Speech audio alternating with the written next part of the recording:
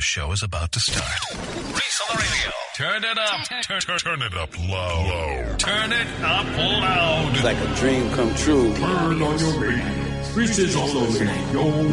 Yo, let's get it. Due to the nature of this program, discretion does not exist. It's Reese on the radio. Right now on WTIC News Talk 1080. Yeah! Happy Monday! All of you scallywags, nutmeggers, conversationalists, investigative journalists, and no one is going to forget about you haters. It's Reese on the radio on WTIC News Talk 1080. That's right, and away we go. I love it. We had a wonderful weekend this weekend. I want to thank everyone who played a role in that. You know who you are. But it would be wrong if I don't show you that love. And that, of course, let's start with TJ Duarte. Mama Duarte. Stepfather Charles and all of his friends who were there at his meet and greet. We got there, but I feel bad because I felt like an absentee godfather because I was enamored with conversation. Adam 12 has been on the job. Gino has been on the job. And we have just literally been scrambling, getting all of this information on this hot story. By the way, I just want to say, Melissa, if you're out there, if you're listening, answer my phone call. Just help us get to the bottom of this. That's all I'm saying. Just help us get to the bottom of this. If you're out there and you're listening, help us. There's nothing to do with you. I want to talk about, let me get some, can I get some housekeeping out of the way? I know you're waiting feverishly. Get some housekeeping out of the way. I want to give a big shout out to Mr. Pease. Went to check them out in their new ice cream parlor. I had a thing called Brookie Dough. As soon as I saw it, I went, I know there's cookie in it, but what's the BR for? It turns out it's brownies, ladies and gentlemen. Brownies. I wasn't a big brownie guy growing up, but Mr. Pease has changed my mind as long as there's ice cream involved. Brookie Dough. Check them out, Mr. Pease in Bristol. Thank you for introducing that to me. We went to go check them out. We also, Southern Tree, we filmed our second episode of Family Dinner with Reese and Roseanne. And yes, folks, I ate collard greens. That's correct. I had collard greens. I also had ribs, fried chicken, and macaroni and cheese. Yes. It was for what they call the homecoming over there at Southern Tree in Waterbury. We'll talk about them as well. And as you all know, what we're trying to do here at the program, I'm doing a little thing separately from dinner, Family Dinner with Reese and Roseanne. We're doing something separate in sort of like just quick reels. We want to introduce folks to new businesses in and around town. Mr. Pease. To get that right. Mr. Pease, they just opened up and we went there. We're doing this little thing called Taking Care of Business, from, of course, the famous song, where we just want to, promote those folks and let people know about these new businesses around. We want to promote everybody in Connecticut and show them some love. So if you don't know that they're here, you can come to Reese on the radio because I'll be checking them out everywhere in Connecticut. And I'll ask them politely, hey, do you mind if I post a picture or maybe a quick video of your business? If they say yes, we'll post it. And I think Mr. Pease has already received a little more than 5,000 views. Since yesterday. We just posted it yesterday afternoon. It's already up to 5,000 views. So I hope that helps. And that's our job. We're trying to help the local businesses around here. And anybody else who's starting up. Southern Tree is another one. And that's, boy, we had such a great time with them. So let me get to the thing that everybody is waiting for. You watched the video that I posted on Saturday about this. And if you're confused, I don't blame you. You have every right to be confused about this story because it doesn't make sense. It just doesn't. And it can be fixed. Don't leave us with suspicious. Don't drag us through all of this and then blame us for your errors. That's my point. Don't make the mistake and then when we catch it, say it's our fault for reporting it. All we did was our due diligence. This is a tragic case where a police officer and his girlfriend were killed. Her 3 babies are without a mother. And as journalists do, they follow up on the information. I know that for the rest of you, you just report, what happened. But when we found out that the person driving the vehicle that killed the off-duty officer and his girlfriend was an illegal, in this atmosphere, it doesn't bear repeating that you have to investigate further. You didn't want to, so we did. Nobody wanted to ask the questions, and it was right in your face. A warrant was released. The story was released in the Connecticut Mirror. People saw the story, so the unredacted driver's license number in the story. Only thing that people were saying was, remember, as Seyo Sekunjanen's story is embedded in our conscience, we see that driver's license number, and everybody with an ounce of integrity or a brain says, driver's license number? They reported she's an illegal. Are you telling me again? In the heightened sensitivity of Seyo Sekunjanen, you don't think that anybody was going to grasp that? The Connecticut Mirror didn't. Not because they were trying to cover it up. It's just that maybe they didn't want to follow up. The person was arrested. They are in jail. They moved on. But for the rest of us, we were saying, wait a minute, that's odd. So we look into it. The Connecticut Sentinel, one of the only people who did, and Blue Lives Matter piggybacking off of the Connecticut Sentinel. And in doing that, instead of saying, oh, we messed up, they did something far worse. Why? We'll explain. Good evening. An innocent New Britain, Connecticut woman, innocent, has been receiving death threats after being identified as an undocumented immigrant connected to a fatal crash and being accused of illegally registering to vote. Ladies and gentlemen, if Melissa Ramirez is receiving death threats, there should be a police report on that, and the perpetrators should be caught and found, or found and caught, and taken into custody and charged with said crime. According to the New Britain Police Department, who we contacted about said death threats by the Secretary of the State, that one's for you, Dan, there was no record of it. The Secretary of the State made an open claim that an innocent woman was receiving death threats, yet no police report was filed for days. By the way, a police report has now been filed. Anybody want to make a wild guess? Take a wild guess who filed it? Yes, we did. We did. Adam 12 went down to the New Britain Police Department and filed a complaint and also a welfare check to make sure that Melissa Ramirez, the innocent woman, was okay. Secretary of State didn't do it, but we did. Odd. Strange. But, okay. Fine. Secretary, What else?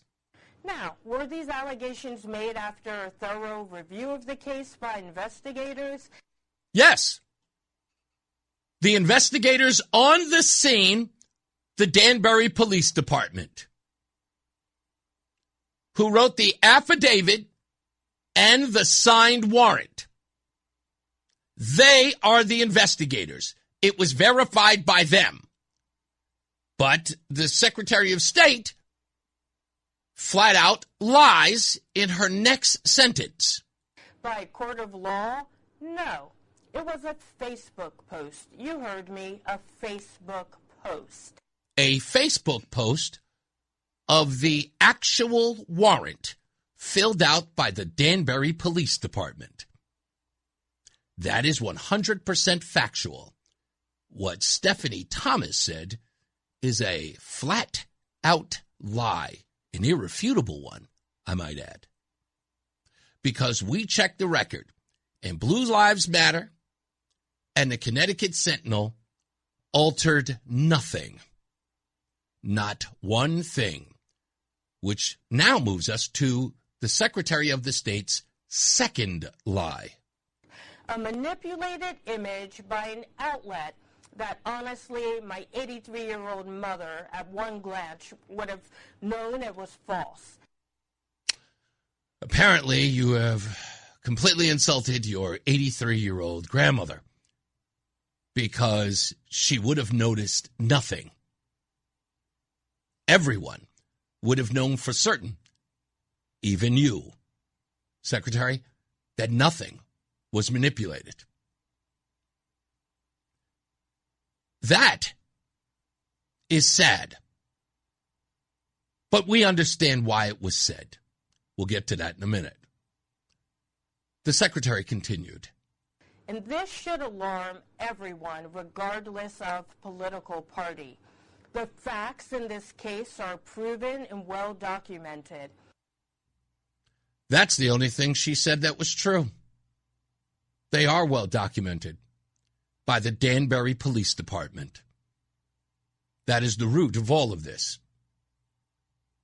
That is exactly what was reported by the Connecticut Sentinel, and therefore further reported by Blue Lives Matter, and then reported here on the Reese on the Radio program.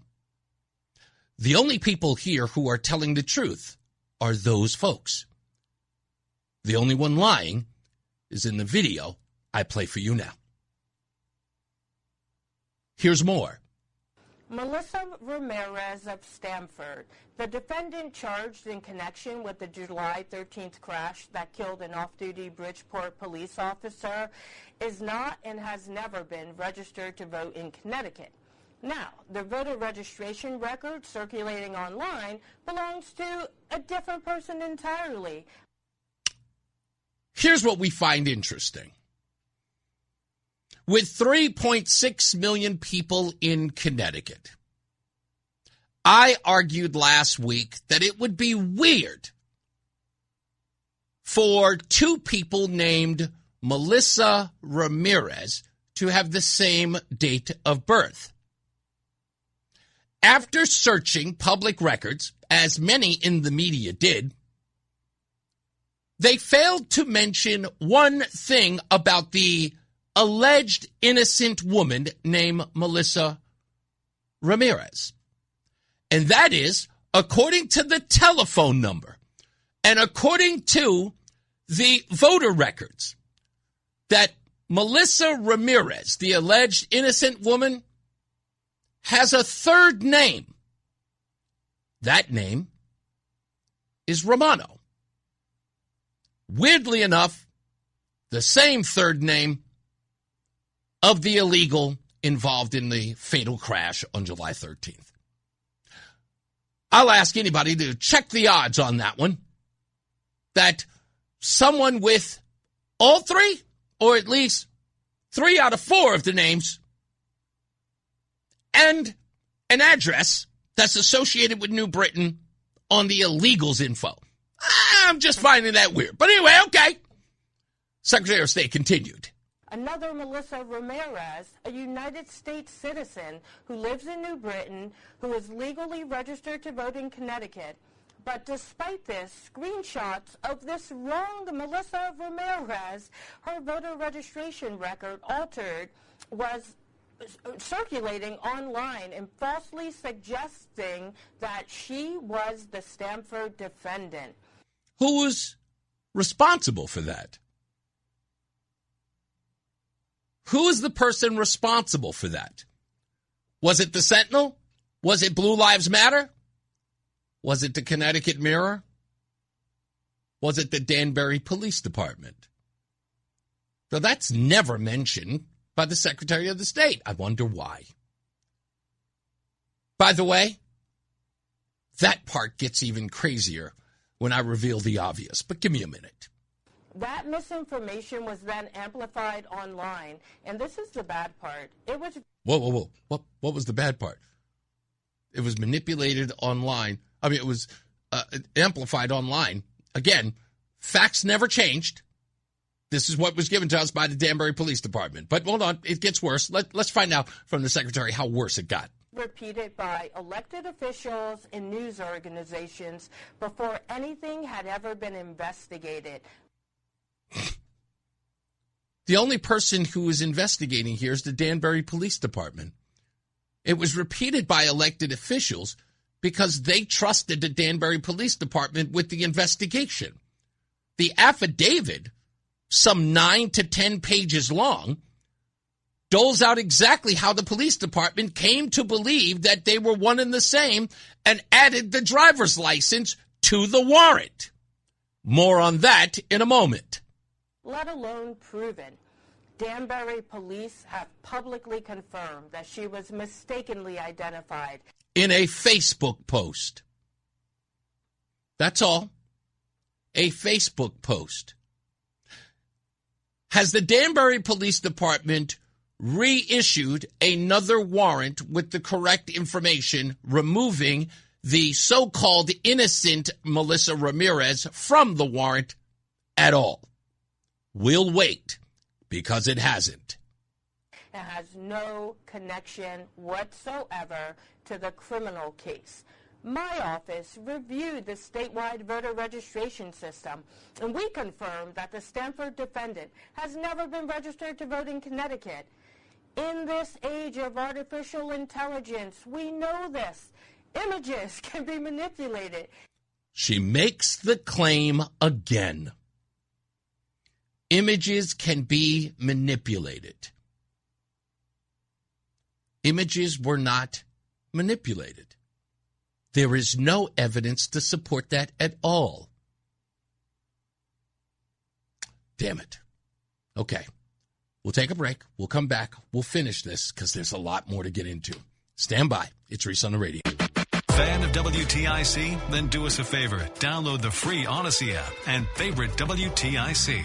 All right, we're back. Reese on the radio. I'll fast forward through this video. It's just a lot of stuff to cover, so I'm sorry we had to stop, but we have a clock that we are always sort of measured by in order to get this out there. By the way, thank you for noticing the little off thing with the computer. I got to figure it out. It's all right. Anyway, Stephanie Thomas continued. Public officials have every right to ask hard questions about our elections. Journalists should scrutinize government. We expect that. It's what we signed up for. It's what we did. It's what we did. You made a mistake. We scrutinized you for it. And Connecticut is better for it. Not now. Not now. Because in this diatribe, you defamed Blue Lives Matter and the Connecticut Sentinel and others. You said that they manipulated documents. That never happened. So you're not better for it. Scrutinizing you caused you to get into a defensive mode and then spread lies. That's what you did. Provable lies. Dan Haar, the Connecticut Insider, also said the same thing in his reporting. that Dan Berry was the one that made the mistake that caused all of this. You can be upset about what people did with the information, but they're only responding to the information that was provided. Everyone should have got out in front of it. Instead, the defensive mode and then the blame game. We screwed up. It's your fault for not asking us about it. Ridiculous. That's okay. It gets better. But asking questions is different from making accusations. Verification must always come first. You cannot skip the fact-finding process. Let's talk about that, Madam Secretary of the State. As I told you, senators contacted your office. They sent you an official letter. It was spread all through media. And because they never reported it, doesn't mean it wasn't sent. Just because no one decided to cover the fact that Republicans were looking into this and were asking, they did not accuse, they asked that your office and anyone who was involved was certain that this woman was not someone who was registered to vote, that this woman, who they say had a driver's license, was not registered to vote and did not vote in 3 elections. To then come out and say, hey, nobody asked me, and to think that because it wasn't printed in the media, there'll be no evidence of it. Well, there's a reason for that. Because you folks already think that if the mainstream media doesn't report it, it never happened. But it did. And again, anyone can look that up. Anyone can.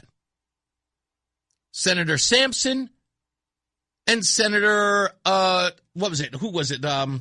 goodness gracious, Harding. Yes, Senator Harding. I apologize. I should have remembered that. Senator Harding and Senator Sampson both sent a letter asking for it to be looked into. It was ignored. Nobody printed that they were asking questions. They called it a conservative or Republican witch hunt or conspiracy theory. How? What evidence is there of that? Everything I've explained to you is, again, verifiably true. Danbury Police Department did. And I'll go further into that in a second, because this is the part that really sums all of this nonsense up. But I want to finish with the secretary. Make a reckless allegation and then call it oversight.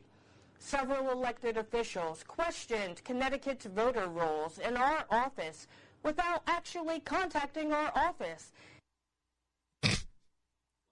Another lie. They did not ask us a question Lie. before announcing an answer. Had they contacted us, we would have told them immediately. Lie.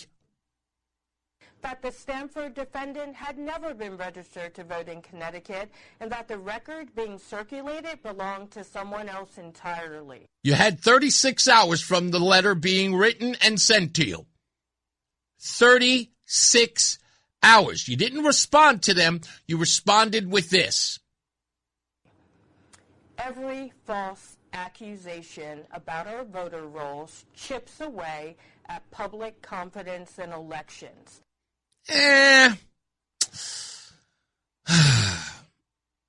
Being able to vote with a credit card does that, my dear. I mean, for crying out loud, I wouldn't put it past this state if they allowed you to vote with a Blockbuster video card. But I digress. Making it harder for Connecticut residents to distinguish fact from fiction. Seo Sekunjanen and the ability that he had 2 years after he entered the country illegally under false pretenses and a false name, got a driver's license, folks. Entered the country in 1997, had a valid driver's license by 1999. Was able to renew it several times, even once in 2018 when he was placed on the voter rolls. Spare me the integrity of our elections debate. That's exactly why election officials insist on evidence, verification, due process, and not assumptions driven by headlines or politics.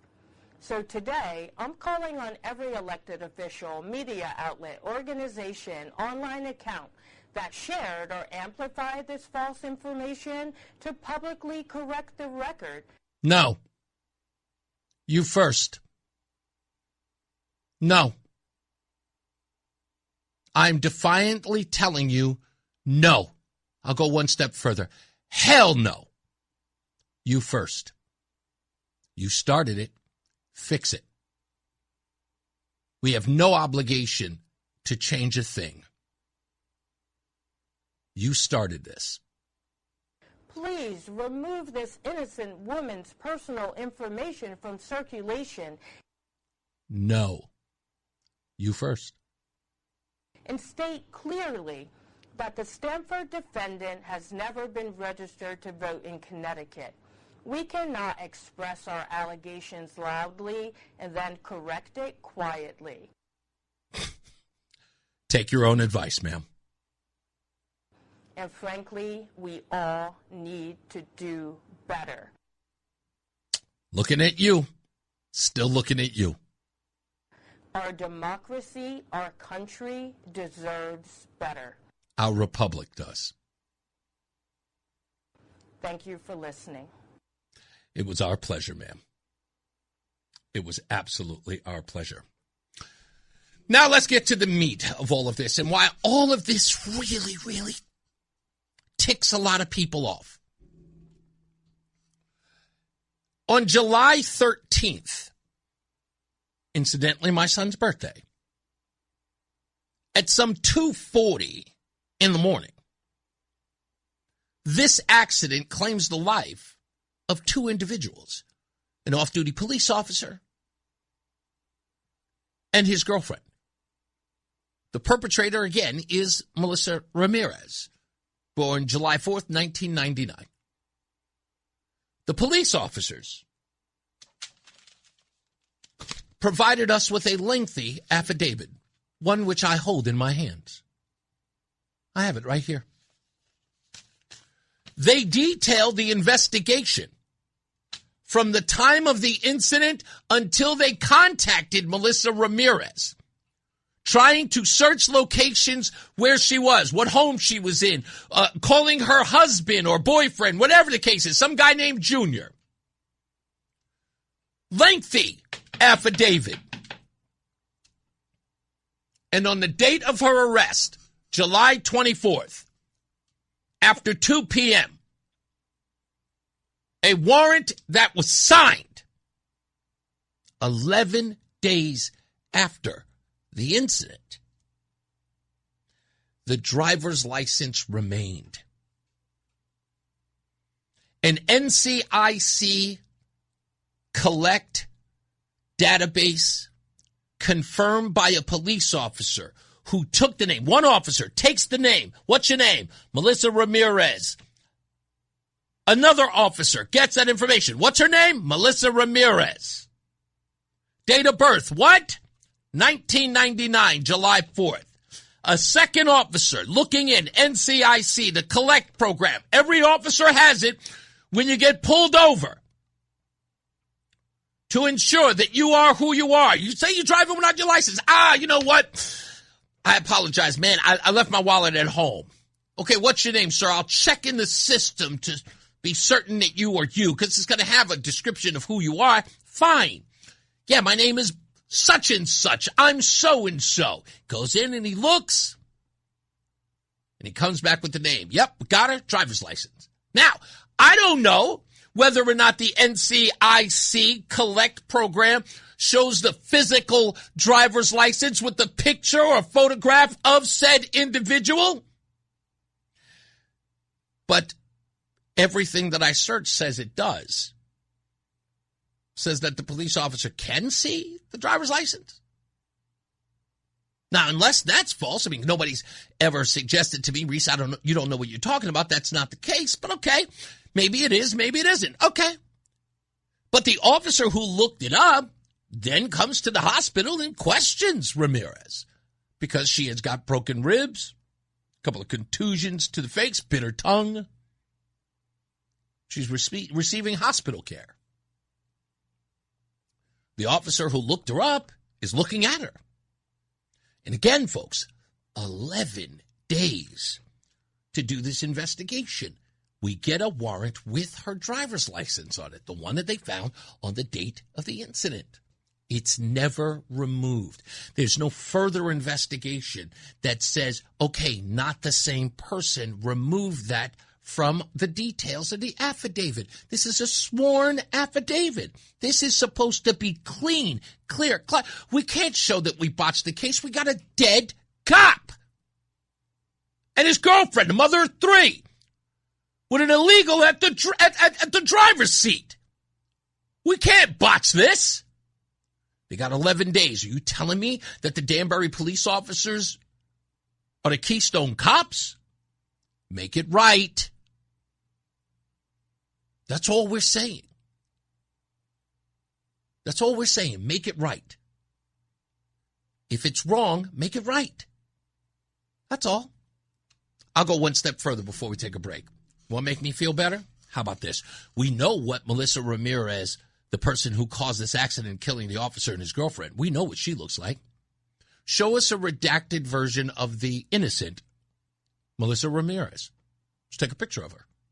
Redact everything on the driver's license. Prove to us that, at least show the birth date. Prove to us that the person is not one and the same. Story over. But other than that, story's on you, not us. Take another break. We'll be back. More news, more views. Plus, I'll take your phone calls if you want to on this. 860-522-WTIC. It's Reese on the radio on News Talk 1080 WTIC. You see, this is why I leave it to the smartest audience in the land. And that is this WTIC audience. Don't ever let anybody tell you different. You know, all you have to do is just put it out there, and I will rely on you to say it. Zach just sent me a text message on Facebook. He says, it does show a photograph, 100%. As long as it's through Connecticut, it's their DMV-issued license photo. Collect is literally pulling the DMV record and will be exactly what they show on their end. And I would assume that because, think about it, if you're pulling over somebody and they're a wanted fugitive, considered armed and dangerous, right? You can check in and you can say, hey, are there any active warrants? You can call it in. But the purpose of that computer is to be able to do that on your own. That's the whole purpose. Now, again, that's just me talking. I could be wrong. Daniel V. says the NCIC is a national system. It doesn't matter if the driver's license is from California. Now, I do not know that. Now, I don't know that. But again, Adam 12 is a cop. And he knows that system very well. And he's confirmed. And so did the New Britain Police Department. Because in my hands, or as Russ would say, my formerly nicotine-stained fingers. And I can say that because technically mine are. Anyway, let me read a line from it, from the New Britain Police Department. It should be noted that the Melissa Adam is speaking of is allegedly the one who is arrested for the fatal motor vehicle accident. That's what they wrote. Now, I asked for clarification. What? What are you talking about? No, they're saying what you think they're saying.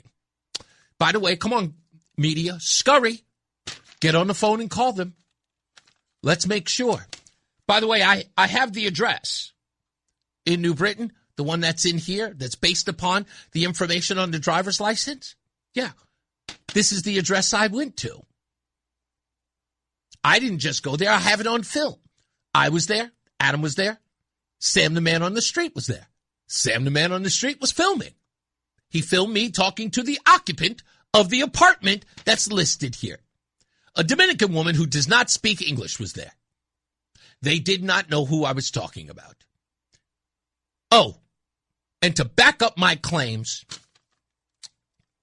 let's read what the police department said here. No contact was made with Melissa there at that address. A past phone number was found for Melissa, however, upon attempting to call, the line was no longer active. So they checked the current number, they checked the current address, they checked the past number. Nothing. I wonder why that is. I wonder why. But don't worry, folks. Don't worry. I'm never, ever going to leave you hanging for too long. The bombshell is coming. The real bombshell is coming. And as soon as we get our little verification, just take a second, just a little bit, then it all comes crumbling down. And boy, do we have a lot of stuff. We have a lot. On Saturday, Gino got some information that I now have in my possession. Then Adam got some information that's in his. The Connecticut Sentinel has got a report coming out. We're waiting for them. I don't want to get ahead of them. This is really their baby. They deserve this more than me. They deserve all of the work that they're doing. God, they believe. They did all of the legwork here. God bless them for it. God bless them for it. And I told you folks a long time ago, and I'm talking to you, media folks, been telling you this for a long time. You don't want to do the job, that's okay. We're not going to complain about you anymore. That's not what we do. You do what you do. And a reporter said to me, I just report the news. And I said, that's the problem. That's the problem. Because reporting the news means you're not reporting the truth. Nobody needs the news. Anybody can do that. You can get some kid with a newsy hat to scream that on a street corner. A story like this deserves the truth, not the news. This is an investigation into whether or not these two women are the same and what would lead the Danbury Police Department, with all of the resources at their fingertips, to make this kind of mistake and to let it drag on for 11 days. From the day of the incident to the day of the warrant, still have a driver's license for a woman that you now claim has nothing to do with it. And yet, we've got no official document that says that the driver's license has been removed. Reese on the radio, making sense of the news. Yeah, even when it makes no sense at all. Now on WTIC, News Talk 1080. All right, back and still in effect. Reese on the radio on WTIC, News Talk 1080. A little bit of housekeeping, I want to say this.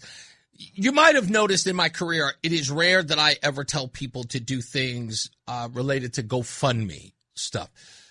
Primarily because many of you might know that tends to bite people on the behind. I've heard so many horror stories that you promote a GoFundMe and then you find out that the whole thing was a farce. So I kind of stay away from it. I like that people do it. Like people do projects and ask for, public funding for something like a new invention or stuff like that. And those are cool, but I don't really promote them. In this particular case, and I'm looking at the picture, and you can't help but, your heart weeps for this. So Brittany Islami was the victim of this crash on July 13th, riding on the motorcycle of her boyfriend, Cooper Whitehouse. And she leaves behind two very beautiful kids. Three beautiful kids. I apologize. Three. I'm not going to give their names. It is on the GoFundMe page, but I posted the GoFundMe on both of my Facebook pages. If you would like to give, please do. The only reason why I'm saying that you should give is because of this, and this is the reason why I'm promoting it. So I looked at it, and I saw it on first glance, and I said, oh, they raised a considerable amount of money. But then I saw something that blew my mind, and that was they're only asking for $75,000. They did not leave this open to collect millions, which usually that happens. Something like this happens and people, by the end of it, you look at it, it's like, wow, they donated $350 million. It sometimes can get a, they just asked for a certain amount. They put a cap on it, which means that whoever did this was serious. It is only for whatever they plan to do it, and maybe something for the kids, maybe a college fund, something along those lines. I just want to say, Godspeed to those children. We pray for you. We mourn with you. And we all wish you didn't have to go through it. They're young, looks like a preteen and a teenager and a young boy. He has 2 sisters who are older than him. Is going to affect them for the rest of their lives. So just know that we're praying for you and praying with you. And again, it's a sad story. And of course, it doesn't mean we do not weep for the officer's family as well. And he's got a family and loved ones as well. And again, he deserves justice in all of this. And I hope they get that. And it'll be decided in a court of law. Now, let's go into something even deeper on this case as it relates to Melissa Ramirez, the woman who has been charged with this crime. She is an illegal in this country, and she is a business owner, which appears to be a theme. Now, Gino, did we confirm that this woman's business, that she is the sole proprietor of, it is an LLC, is this correct? Did we also hear that this company could be found on the Secretary of the State's business website? Is that also true? So the Secretary of the State is promoting businesses owned by illegal aliens in the country, and in this case, a criminal illegal. Is that correct? Okay. And we have confirmed this. Is that for certain? Okay, let me do this for you. Go ahead, say it again. We have the documentation pulled right from the Secretary of State's website. Okay. That is confirmed then, right? Okay. Good. Just want to make sure. That is Gino, who is probably one of the best investigators outside of Adam 12. But they are a tag team. These two are like the Mario brothers of investigating these two. But they are on it. So again, we have 2 stories. We have driver's license issues. We have business owners living in the state. Protected, I might add, in the state, and in many ways promoted. But there is another avenue that we are going to go down. And let me just make this abundantly clear before anybody starts screaming and hollering. But again, I don't need the mainstream media to look into this. But we know of an organization here in Connecticut that is assisting illegals with a hell of a lot of documentation, especially if they wish to own a business or get registrations for vehicles. Illegals in the state. We looked at this up and down, and they are promoted online and Instagram. Questions have been raised about said organizations that are doing all the heavy lifting for illegals to do business in the state of Connecticut. They call themselves, they state, they are a one-stop shop to get license numbers, license plates, registrations. This is all alleged on their Instagram post, all written in Spanish. And no one is investigating this in the state of Connecticut. Definitely not the Attorney General. Because if I'm looking at this right, this is definitely something that you could take advantage of with unwitting illegals who don't know anything about the system here in the state of Connecticut, much less the United States. Now, I'm going to go so far as to look into, let me see if I can look up what we looked into, I want to say about 2 days ago, we looked into this organization. It may have even been 3 days ago. And Gino provided this to me because I was like, what? What does this thing do?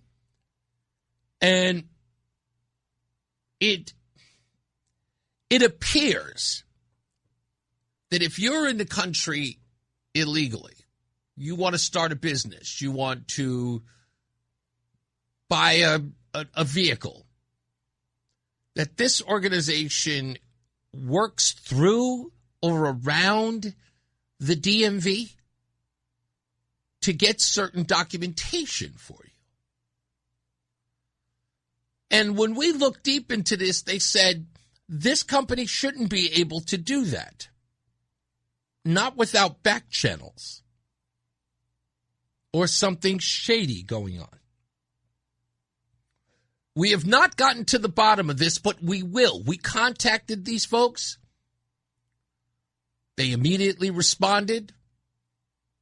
They appeared to be involved with lawyers who are helping them, at least some sort of legal representation, and an organization in Canada who contacted us after we inquired.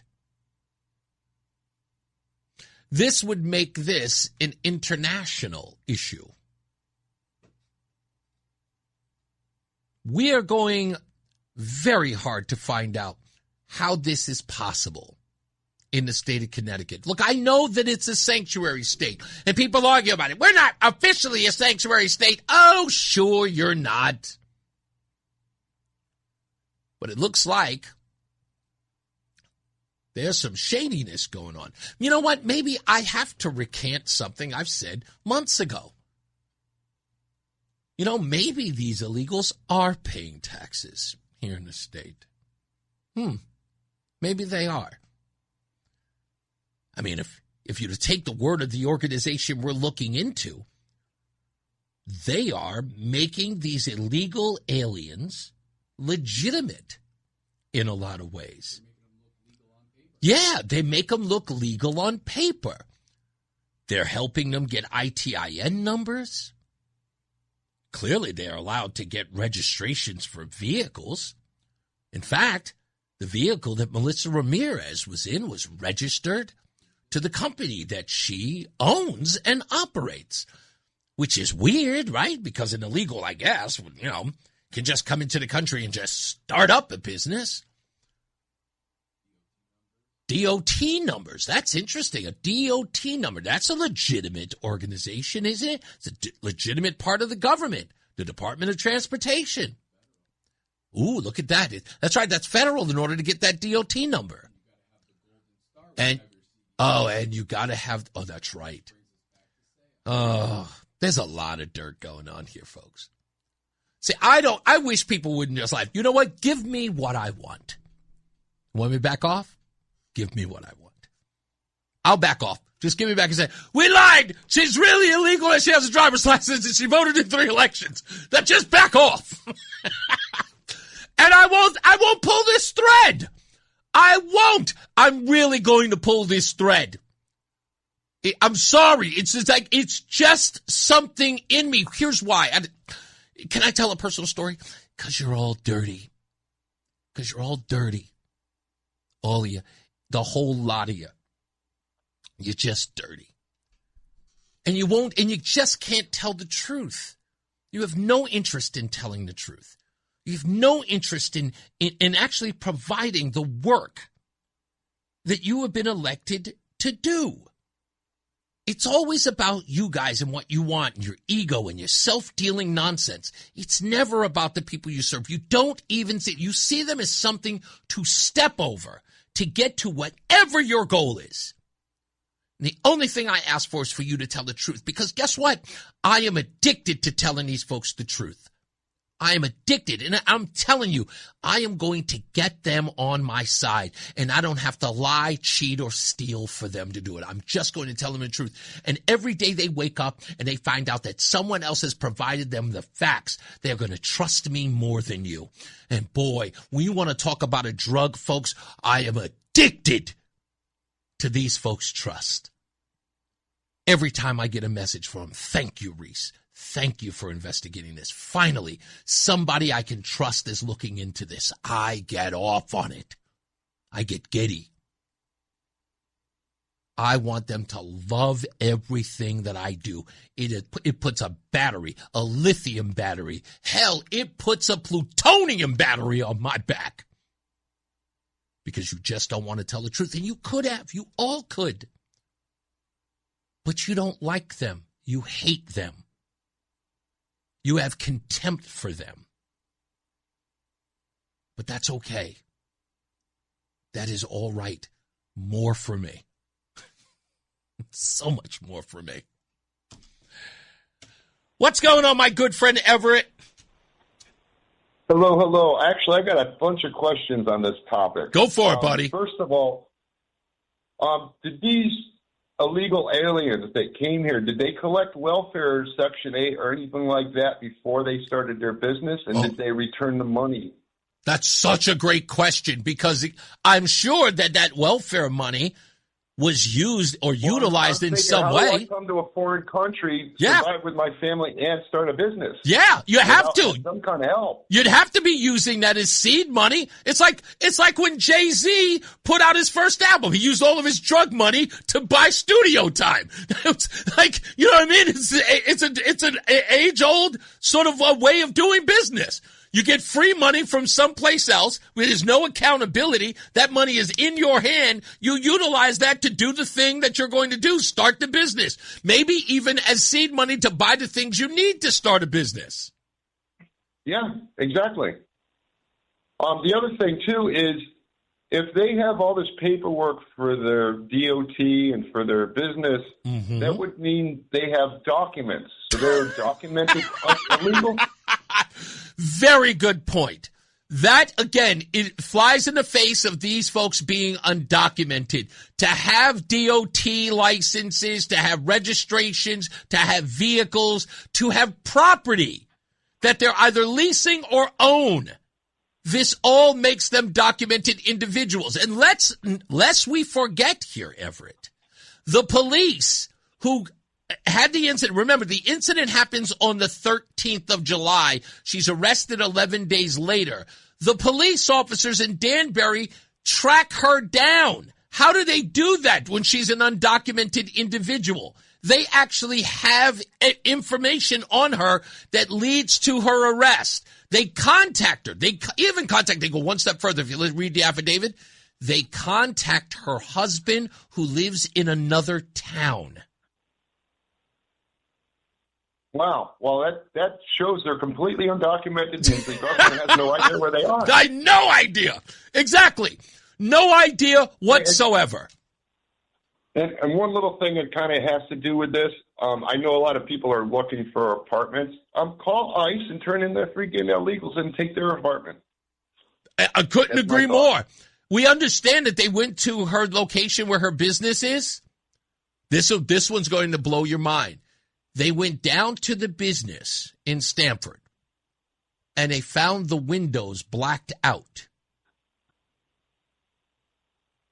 Huh. Yeah. Imagine that.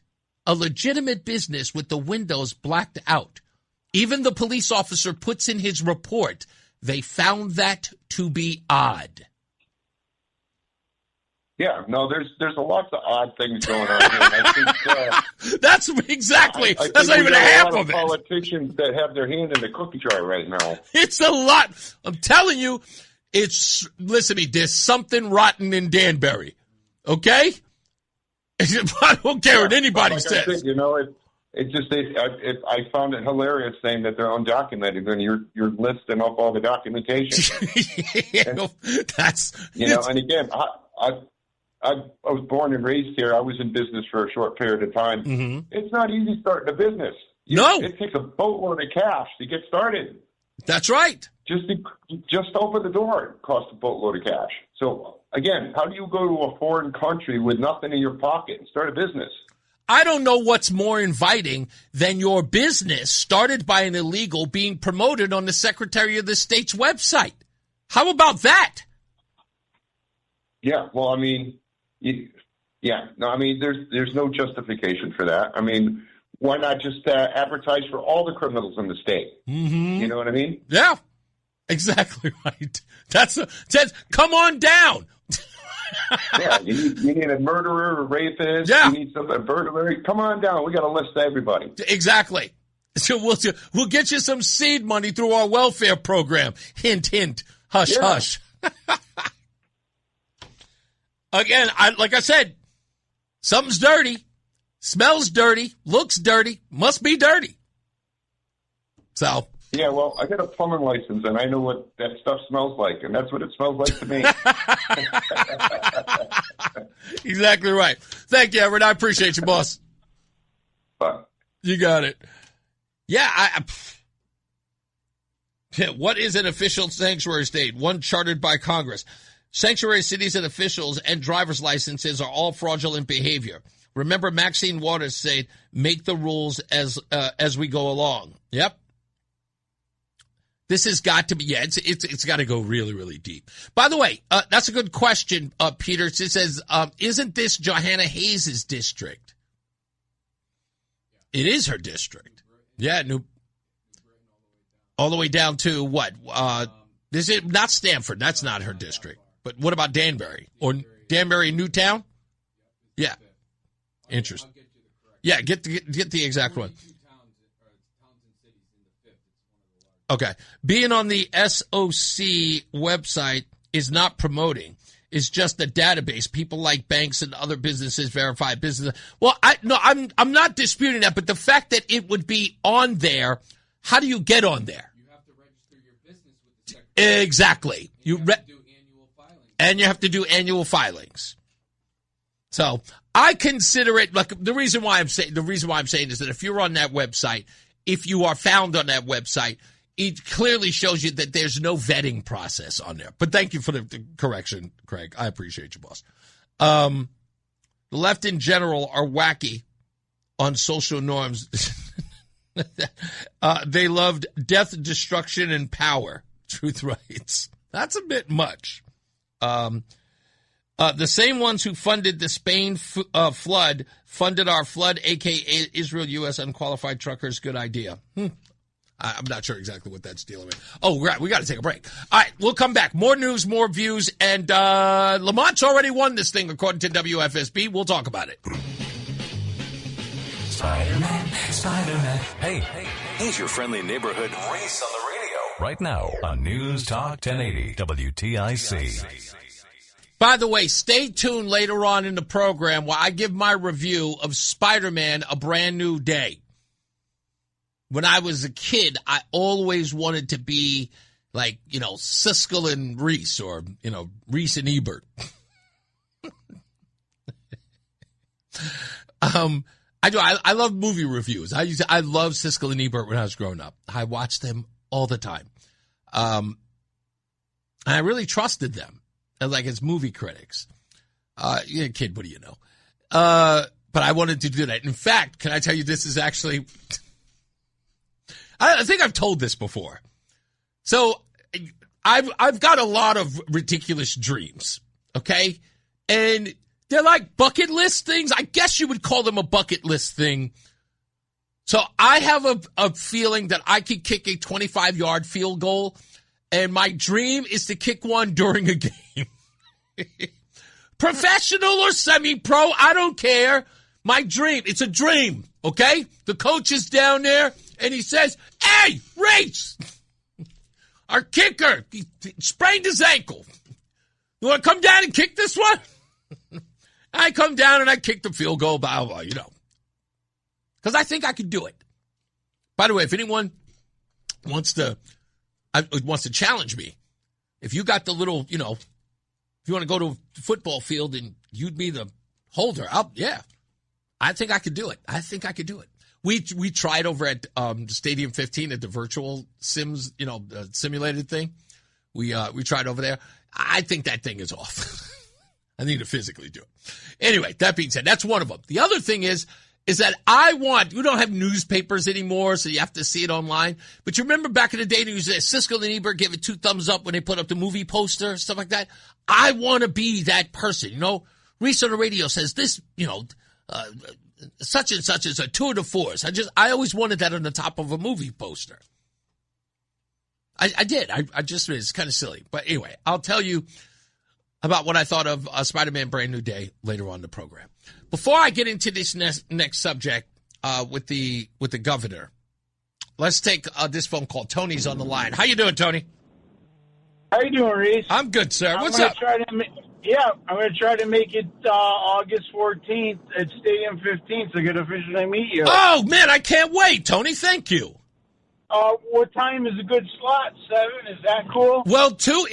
We're doing a live broadcast from 2 to 6, and then we're doing what everyone's calling an after party, but it's kind of an old man's after party because it'll be before 9. Yeah, I'm old, man, like you, bro. Me and my wife are going to be there. We're going to try to be there. I'd love to meet you for the first time because you're such a great guy. Thank you, man. And the best part of everything, Reese, I love your sincerity.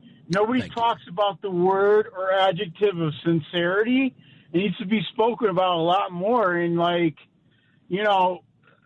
you talk facts, you talk facts. We don't want to live a lie. Nobody wants to live a lie. That's all I care about. I love you for that. Thank you. Bro, I love you for that. Yeah, I just had to give you that shout-out. I'll try to make it, all right, buddy? Yes, sir. And please, and I'd love to meet your wife and come on down. Roseanne will be there, and we are hoping that everyone who can make it comes down. We want to see a sea of people, and we want to shake every hand that we meet there. And awesome, bro. We really do. Awesome, bro. Yeah, I got to meet you, dude. I got to meet you because I love you. Thank you. You put on such a great show, and you have 100% sincerity. Thank you, sir. That's all I could say, my friend. You got it. You all be right, dude, good. Let's carry on, bro. Thank you, man. I'll see you soon. Yep, later. Later. I'll take Fred real quick before I get into this. How you doing, sir? Great. Well, what's synergy? Because I have a very brief poem called The Reese Guy Part 4. Yeah. I love the fact that the Reese Guy has sequels. Well, it's just, it's still good. It's got a lot of wear to it. Thank you. Knock, knock. Who's there? Hi, it's me, the Reese Guy. Would you like to come on the air? What are you, crazy? Why would I do that? Oh, hadn't you heard? I'm throwing a big magic show, and you're invited to come watch me pull a rabbit out of my hat. There's nothing to talk about, so I have nothing to say, and if I did, I wouldn't say it to you. So don't call us, we'll call you. Okay, I'll go if it's what I must do. And oh, gee, so sorry for accidentally stepping on your brand new blue suede shoe. Thank you. Absolutely great every time. Thank you. Bye-bye. Poet laureate Fred in Middletown. He's always in and out. Okay. The governor, Ned Lamont. Folks, I've never seen this. Nah, that's not true. I apologize. I've never seen this on a local level in this way. But I've seen this on a national level. And there are a lot of people, friendly, affectionate, caring of the governor, who wish to drag him across the finish line. Drag him across. And they are willing to do anything and everything, say anything to convince you that it is true. What am I talking about? Well, let's have your political reporter, Susan Raff, tell you all about it. Let me see. Where is it here? I could have sworn I had this here. Did I not have it? I thought I put it up there. Anyway, yeah, this is this the report here? Let me see. No, wrong one. I thought I had this thing ready to go. Here it is. My bad. Good evening. Early voting starts today in Connecticut, and according to our exclusive poll, Josh Elliott and Ryan Fazio have a lot of work to do to catch up to Governor Lamont. Governor Lamont is in the driver's seat, headed into the primary against his Democratic challenger, Josh Elliott. Lamont has a strong advantage, with 57.3%, Elliott just over 21%. Oh, the race is over, folks. It's over. What's the point? Lay down your arms, Josh Elliott. Susan Raff says you got no shot. Lamont's got, more than twice your lead. I mean, more than twice your percentage points. It's over. Why are you even in this? Just go back for your regular seat, man. Just campaign for that. I mean, you're not in it to win it. No one knows you. No one cares. However, there are still roughly 20% of undecided voters. What? What? However, I count 20% putting Josh Elliott, if he were to get every one of them, at 41.8. And I didn't go to college, but I'm sure that is less than 57.3. Well, forget about me. I'm sorry. Susan Raff, you were saying. Could something change? I guess. Gary Rose, a political professor at Sacred Heart University, doesn't think so. But why doesn't he think so is really interesting. Rose says campaign ads have made a difference. I know that Josh Elliott's been running a number of ads, very aggressive ads as well. But Lamont's ads, I believe, suggest a governor who has done well. This exclusive Sacred Heart University WFSB CT Insider gubernatorial poll also breaks down the race between Lamont and Republican Ryan Fazio. And that one is even worse, folks. Kinda. In the general election, this shows Lamont with a sizable margin over Fazio. There's a lot in this poll, not just the numbers, but issues that are important and that matter to you, the voters. Well, what would that matter? With all of those issues, it looks like Ned Lamont is still the certified winner. According to this poll, they're saying that there's a lot to this, that there are things that people are concerned about. But according to the polls, it pretty much says that Lamont, the guy who's been in charge of those problems for the last 8 years, they trust him with going forward to solve them. He didn't have enough time, according to those folks. But I digress. Susan, continue. All week long, we'll be looking at the candidates and what voters are looking for when they go to the polls in the upcoming primary. Why would we be looking into the polls? I mean, this is pretty much a wrap, isn't it? Huh? Why are we doing this? All of it just seems odd. Well, you know that I love the polling data, folks. I really, really love the polling data. And let's go through some of the things that this Connecticut Insider poll and Sacred Heart University poll actually says. And the claim that Lamont leads Fazio by more than 20 points and holds a wide margin and a commanding lead and a majority of support, well, that's partially accurate on the raw numbers, but misleading on the framing and the strength. The poll is of 1,000 registered voters, not likely voters, which is anyone who knows polling knows that accurate polling is done with likely, not registered. Right? They do know that. I thought everyone knew that. I wouldn't go to press with a registered voter poll saying that somebody had a commanding lead. I wouldn't. I just wouldn't. I don't know what the rest of you do, but I know I wouldn't. I also know that most pollsters would agree with me, not because I'm some sort of authority, just because I live and breathe these things. But, some people know better than me. They have far more experience. How about this one? Lamont's relative popularity is keeping him well ahead in a rough year for incumbents. Well, that's according to the poll. Well, that's also misleading. Lamont's job approval is supposed to be 50.6%. General Assembly approval only 37%. Roughly half of registered voters express confidence state government can address key issues. 59% report difficulty maintaining their standard of living. 41% say the Connecticut economy has gotten worse over the past year. 38% cite declining personal finances. Top issues, cost of living, inflation, energy costs, housing. 39.8% want some changes. Another 36.1% want significant changes or a completely new direction.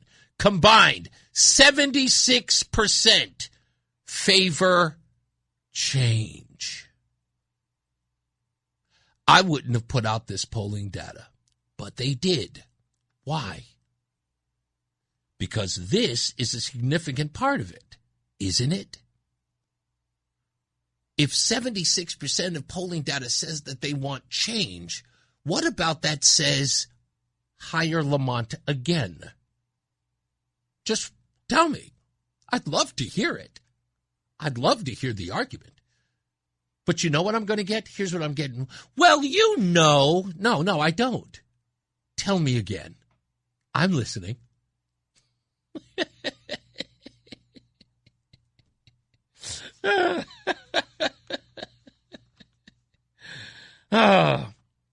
So we looked a little bit deeper into the data, and it turns out the only people who have had a poll that's worth even mentioning is the New Hampshire poll.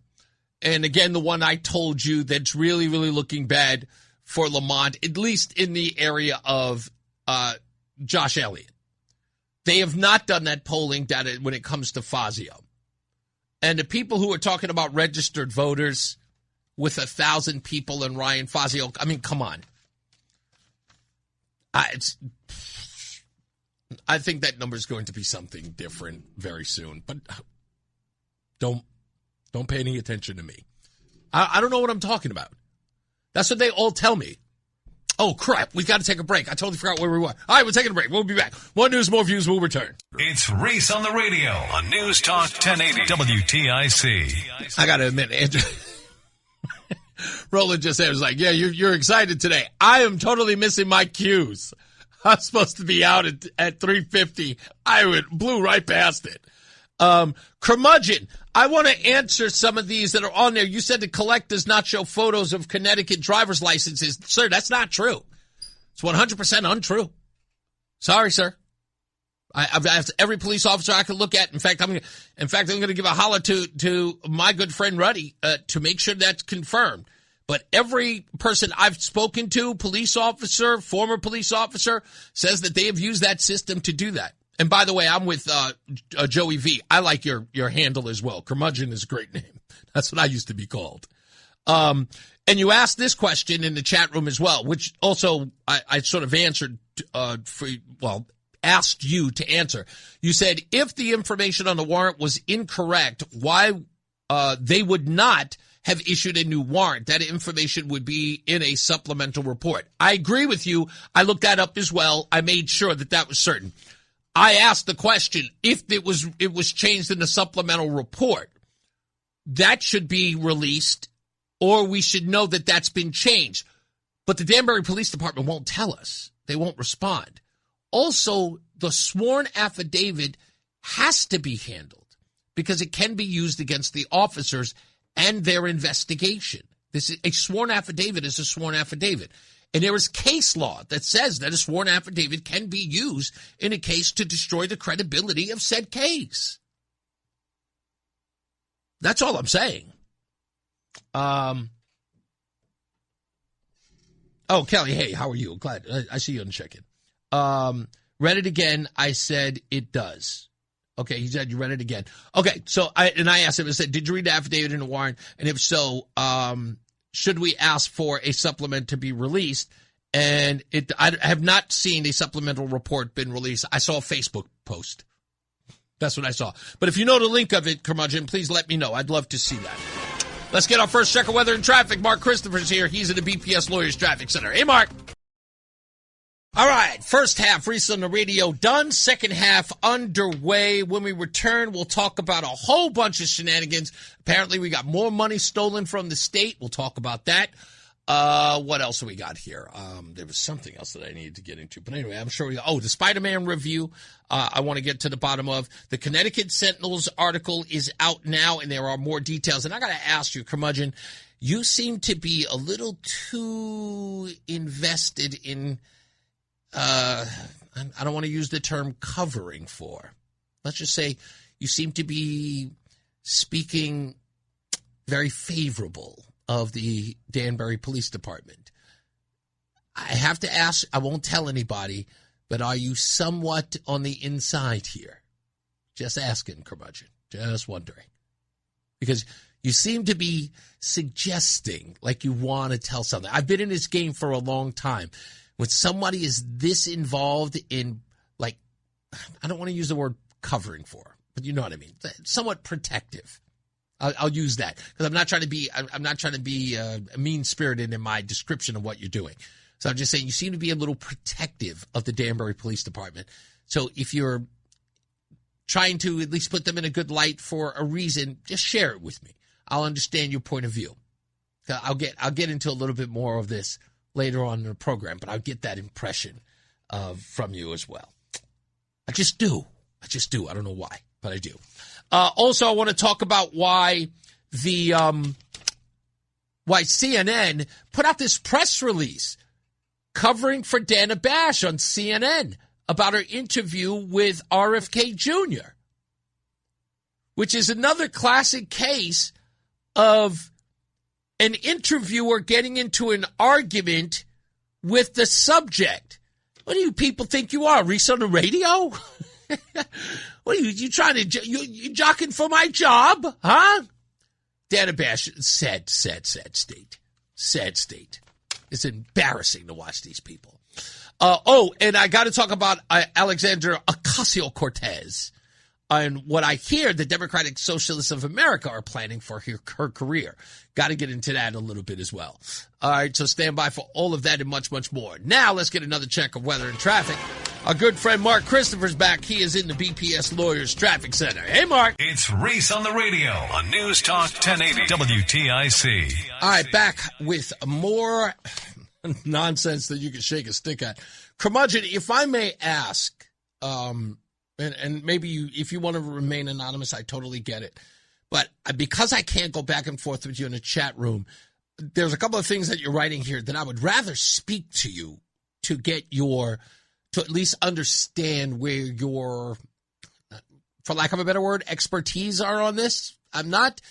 You seem to be saying a lot of stuff that I already know, but I kind of want to dig deeper in this conversation with you as it relates to the warrant and serving said warrant upon the arrest. So I don't have to wait for you to answer on the chat room. I'd rather just talk to you.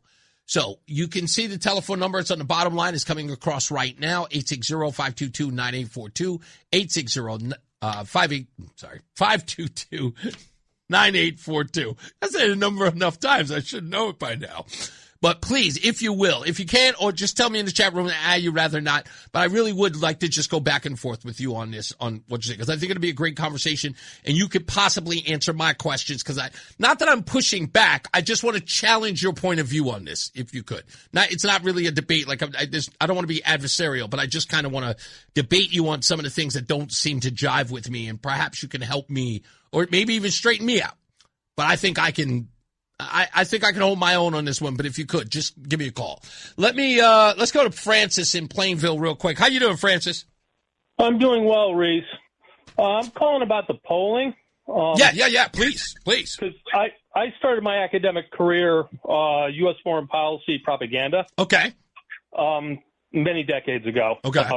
Cold War. Yeah, but hey, it doesn't matter. Listen to me. That learning curve will sit with you for the rest of your life and will always be applicable. Yeah, it wasn't in academia for a few years after the Cold War ended. Right. But the way this thing has been released, WFSB put it out basically today. Yeah. It's on social media. Mm-hmm. On social media, you got about 7 seconds. Right. So everyone who's seeing it, for the most part, in the way it was presented and broadcast, in that first bit, it's the election's over. Right. Well, voting started today. Yes. So if you're looking at this as if it were, what's its purpose? PSYOP. from a propagandist point of view, it is to suppress likely voters that want change. Correct. Oh, it's over. Why bother going to the polls? Correct. Second thing is, in the clip that you played, WFSB saying we're going to get into the details of the issues of the campaign. Yeah. Over the next week. Voting's already started. Right. This is something that should have been covered prior to voting starting. Correct. So it's essentially providing, if I'm a propagandist pushing this, it's providing me, quote, legitimate cover for doing a push poll. And I'm not saying they're doing I'll go so far as to say this, and you tell me whether or not, since you are the expert here, I'll call you at least the expert in this conversation between the two of us, because I'm looking at this on a very fundamental level. But how about this? It can never be argued now that FSB never dug into the issues by doing it after the fact. Yeah, it's CYA. Yeah. But it's interesting because when you were getting into the numbers beyond the likely voter. Yes. One of the things a lot of the polls, and I pay attention to this, since I did have a brief political career. Lamont's, all the polling has basically been saying for the last year or two, Lamont's support is relatively soft. Correct. So if you're basically coming out with a poll and the pollsters do exactly what they're told. So it's here, we want registered voters. That's what they give you. Correct. As opposed to likely. So this isn't on the pollsters at all. This is on, who's asking for it. Right. Exactly right. But basically this is, you look at it as a piece. If I'm doing and going to do it as a piece of propaganda, it's really well done because it basically is going to suppress potential voters against Lamont. It's over why am I bother going down to vote? Correct. And primaries a lot lower in terms of numbers. Right. And it's usually done right. The primaries are usually lower. And again, you can utilize a report like this to suppress even more. So in essence, the margins of which right. So the margins of the amount of people who are going to show up to vote are disenchanted with going down there with a report like this, right? You already know it's low, so you put this out there to increase decrease the amount of people who show up at the polls. There's also another, since your news just had Lamont talking about how safe our voting is, Bridgeport. The lower the number, the easier in terms of number of districts that you have to fudge with. Right. Robert Caro wrote a brilliant piece on his Lone Star Rising on LBJ. And LBJ basically stole his first major election. And he did it very well. He knew what numbers he needed. It was all done before the polls closed. There was no, we're going to stop the count the next day. Right. Nonsense that goes on today.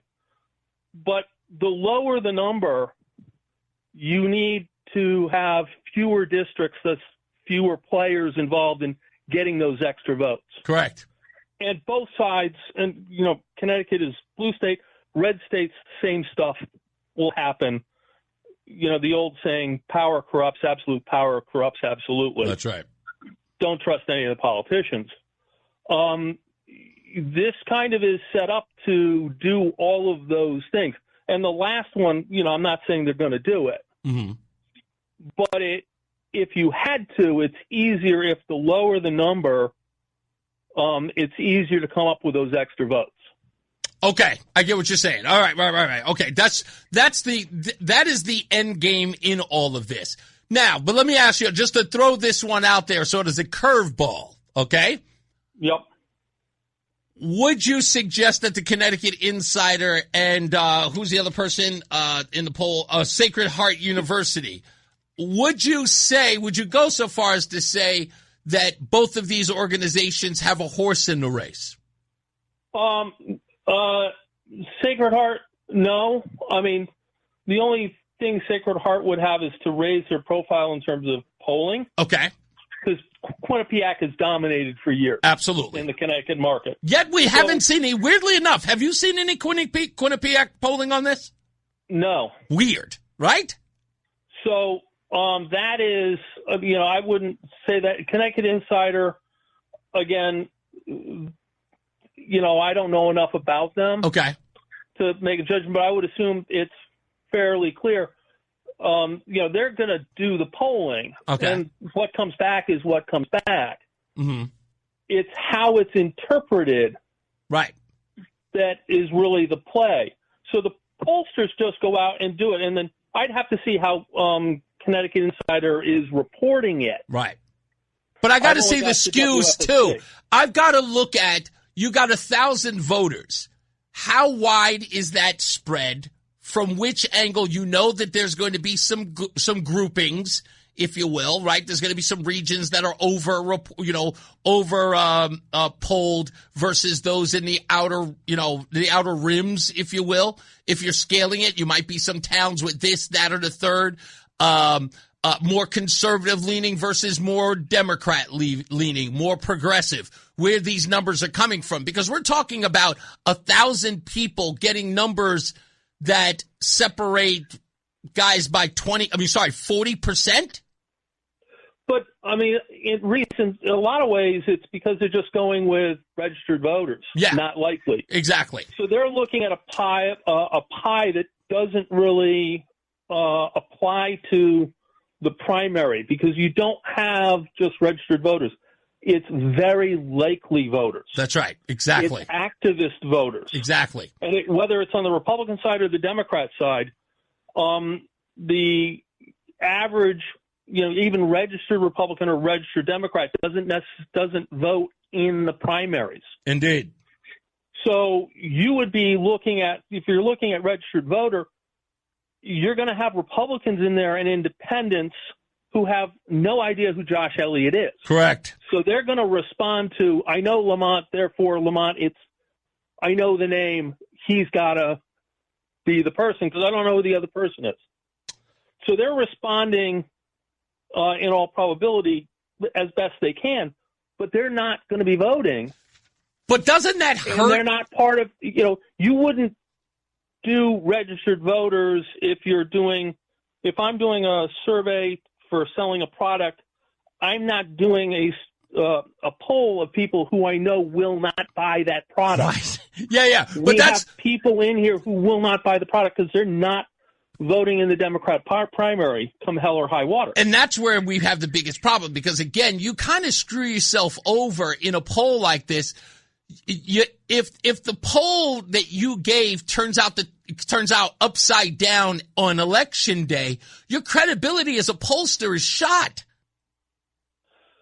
But again, this has kind of got a dual element to it. It's got primary, and they're looking at the general. Right. Fazio versus, quote, Lamont. Yeah. So it's already kind of structured. Right. The end result, I got you. I get what you're saying. The end result is what they want, not so much the accuracy thereof. Well, it's the pollsters just doing what they're asked to do. Right. Indeed. And if you ask, here, we want you to poll on this, and it's bad polling questions, the pollster's job is to do the polling. Right. I got you. There to tell you, no, you really should be doing this. Yeah, I got you. Thank you. You know what? Thank you for the clarification. Well, at least you kind of certified what I was already saying. Like, the likely voters or very likely voters is where you want to go for the accuracy of this polling. And why this polling is flawed is exactly as you state. Registered voters, you can get anything from that. Yeah, and it may end up turning out the numbers end up fairly accurate. Mm-hmm. But the stories already are going to have an impact. Right. So do you know, is the poll accurate, or is it doing what we call push polling and creating a result that they want? Mm-hmm. And again, the pollsters are just asking the questions. Right. It's, who's really behind this? Yeah. And what are they looking for? And it could be a legitimate poll in which WFSB is playing with. Good point. You know what? I'm going to look at the internals on the poll anyway because I haven't even looked at those. But I'll look at the internals on that. Thank you. I appreciate you, Francis. It's a great call. My pleasure, and happy birthday coming up. Thank you, sir. I appreciate you. Let me go to Joe. Simsbury, you want to wait until the next break? I can talk quick, I okay. think. Yeah, go for it. Right. So, great call, Francis. I'm going to add something that I just saw. So today is obviously the first day of early voting, and that's occurring in Simsbury. Mm-hmm. And it came to my attention just now while I was on hold that there are a number of people asking when they're going into Simsbury Town Hall, how come Larson and Bronin are not on the ballot? So obviously these are Democrats that are asking the question. Right. Simsbury is not in their district. We have Johanna Hayes.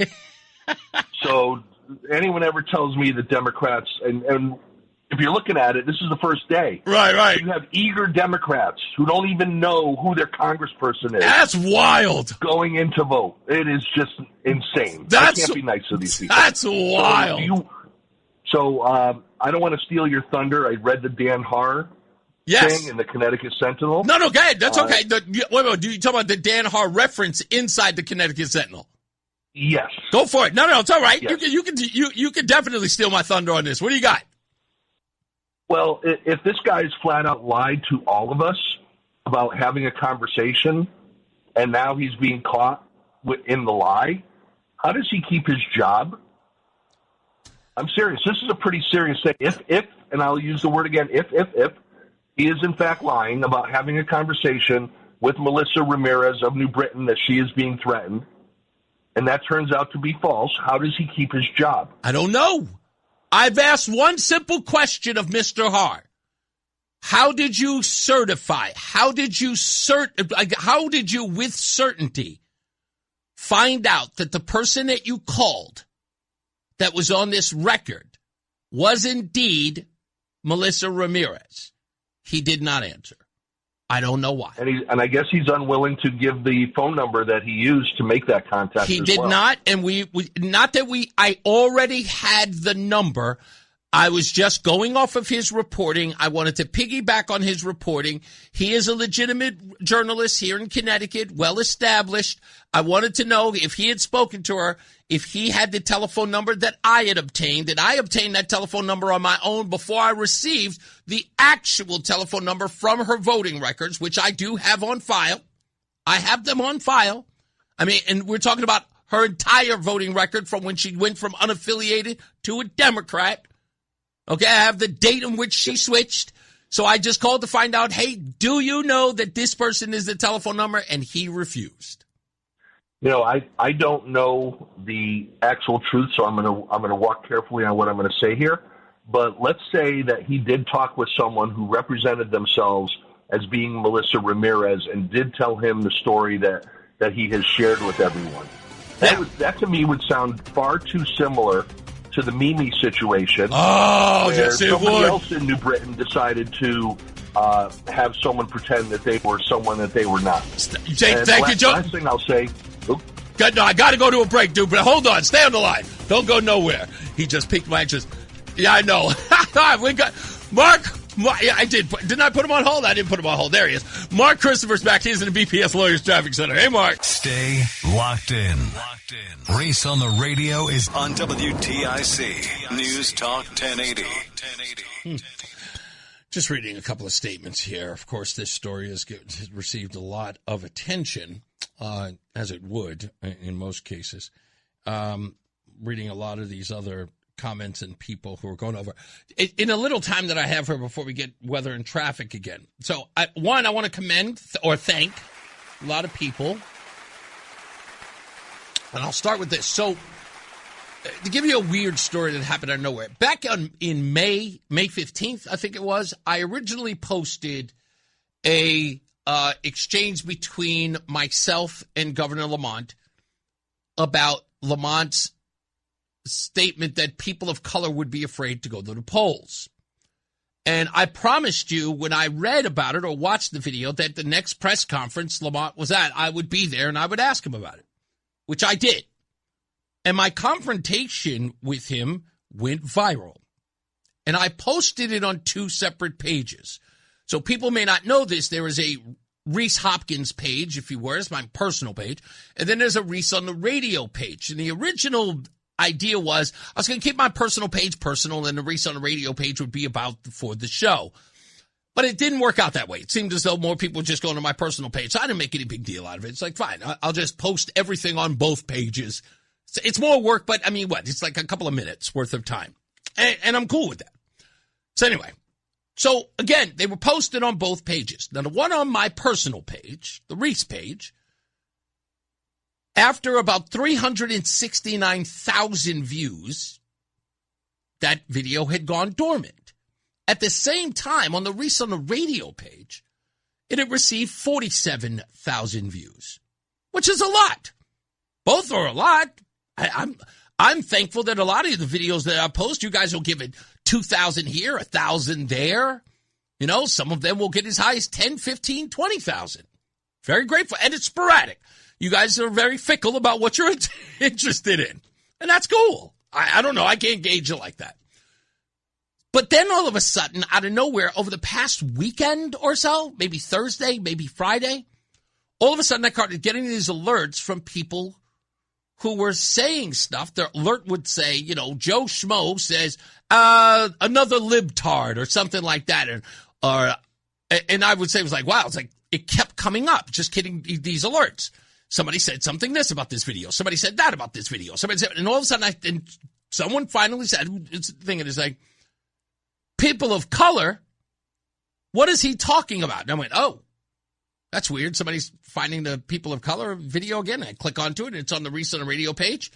And I look at the count of how many people have viewed it. Like I said, it stopped after a month at 47,000 views. Well, I looked at it again, and it had spiked to 60,000.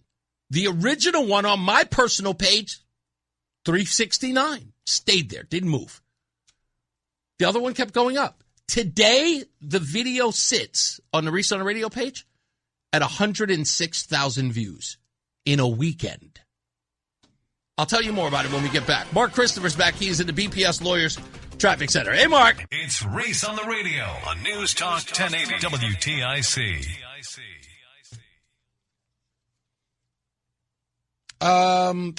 This was a gift from Craig in the car. I don't know why, but it's either he got it for me or I picked this up from, I apologize, wrong person.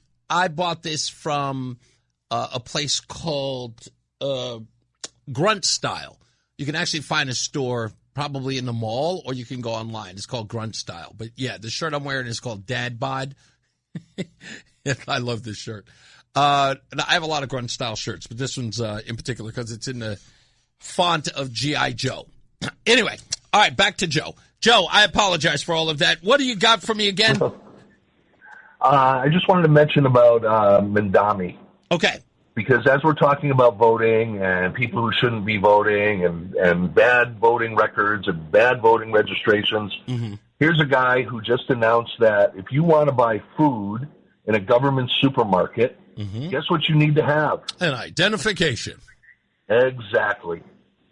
I'm a poor person, and I want to buy food for less money that's subsidized by the government, and I have to have ID, but if I can buy the food, why can't I use that same ID to register to vote? Obviously, I can. Yeah. So, well, I don't know when some of our Republican politicians are going to, especially Ryan Fazio. I know it's midsummer. I know there's going to be a sprint, and he's probably waiting for the primary to be over. Yeah. But there's so much stuff that is just sitting right there up on a tee, ready for him to nail. Yeah. And I just wish he would get away from the whole Eversource thing. I caught him doing a traded company. I heard him doing a little bit other than the Eversource thing, but I get your point. I know a lot of people are saying it's like the Eversource thing is like, yeah, we know.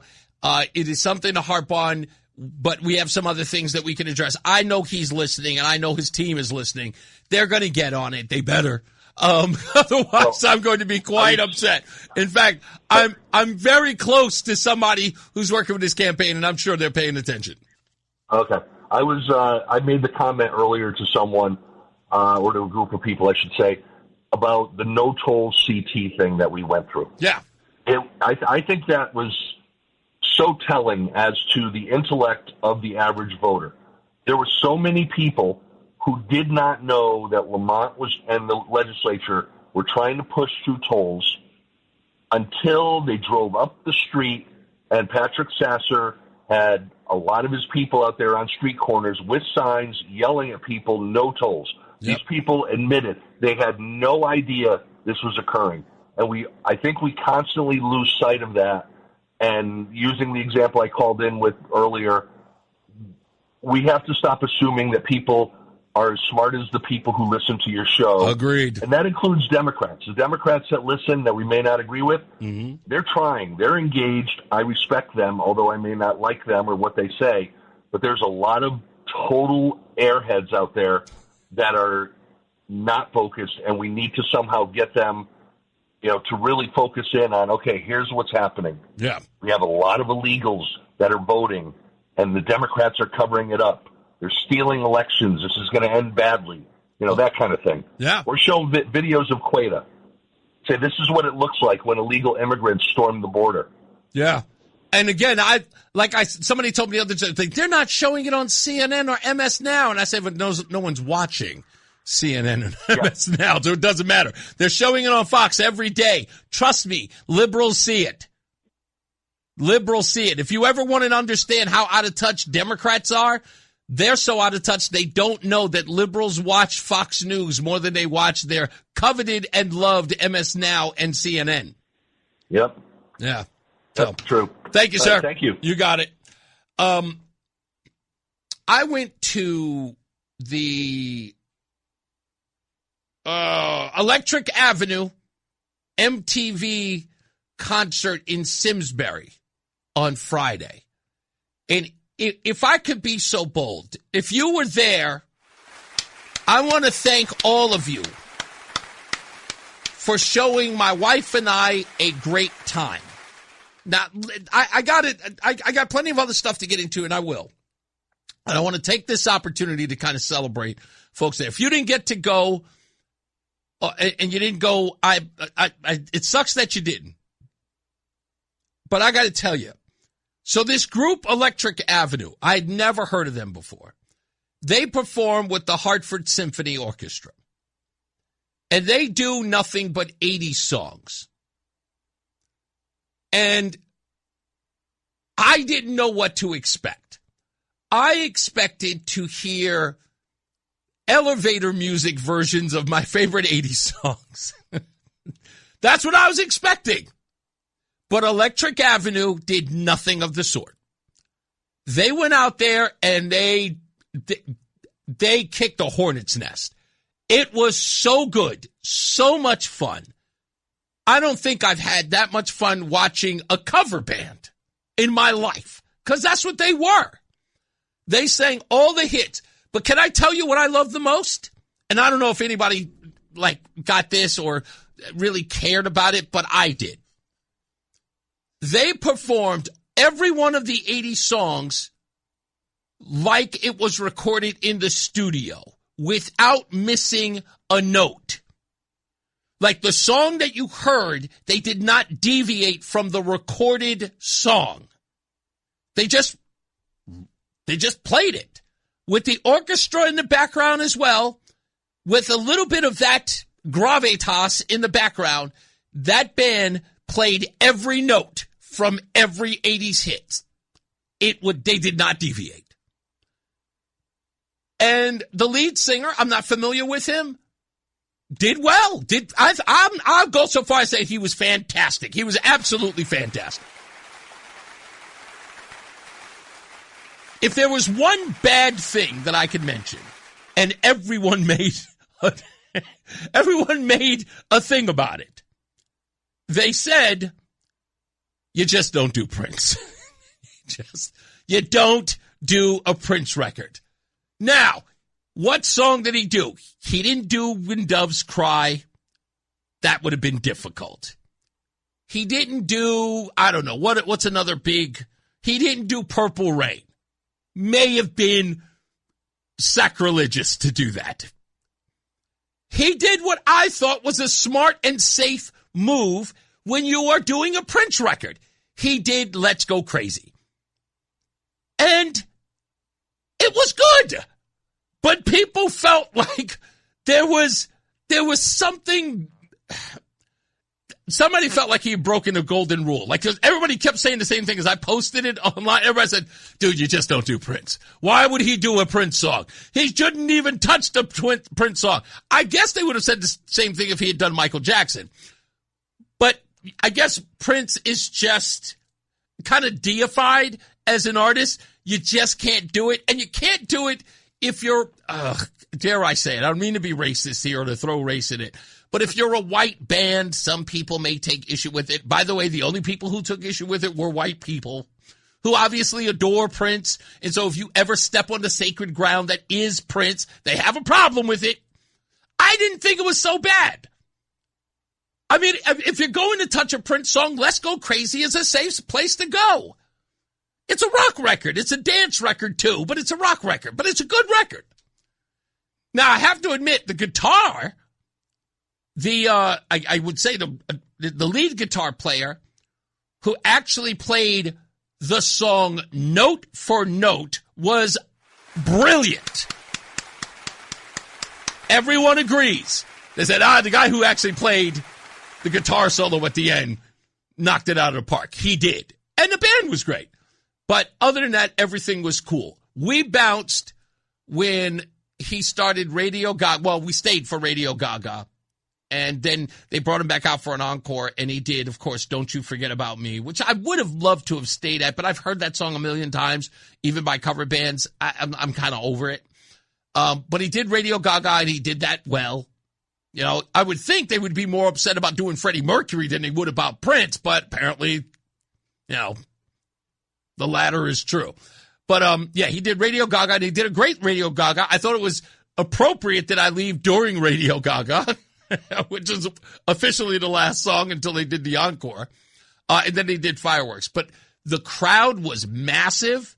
And that was the reason for my original statement. Not only was the crowd massive, it was thousands of people. I mean, it was an endless sea of people there. And the people who walked all the way up front to dance in front, it was like being at a real concert with a real band. Well, they are a real band, but you know what I mean. They were dancing like they didn't even care it was a cover band. That's how good it was. You felt like you were still in the 80s listening to the actual people who sang the songs. And it was so much fun. The energy was real. I actually got up and danced. I did. I danced a few times. Okay, I danced twice because the wife made me. Sometimes I just stood there and just kind of twirled her around until she got dizzy. I was hoping she'd get dizzy. No, spin, honey. Keep spinning. No, don't stop. Don't stop. It's all you, sweetheart. They're looking at you. Then she'll get dizzy, and then she'll be forced to sit down. But it was fun. It was really, really a great show. And I got to do it again. If there's another concert that happens like this at a state fair or anything, I'm going. It was so much fun to hang out with people from Connecticut, and thank you, all of you who stopped and recognized us. That was weird. We stopped and shook hands with a lot of people. That was fun. You know, people walking up and saying, hey, are you Reese on the radio? And I'm like, yeah, weird. But Simsbury Joe and Mark Walsh, Mark from West Hartford, were obviously somewhere back in the crowd, and they could see me at the front row where all the tables were. And Mark, who is kind of funny, says the only reason he could spot me was because I was a pepper flake in a salt shaker. That's not the way he put it. But let's just say he saw me because I was kind of the only black guy there. And I'm 6'3". I was like, kind of the only black guy there.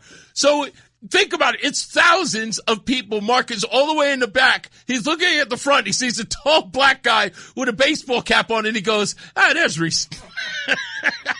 He did not need facial recognition. He knew it was me. He goes, I know that's Reese. There's no doubt in my mind that that's Reese. It's a black guy in a crowd in Simsbury. It can only be Reese.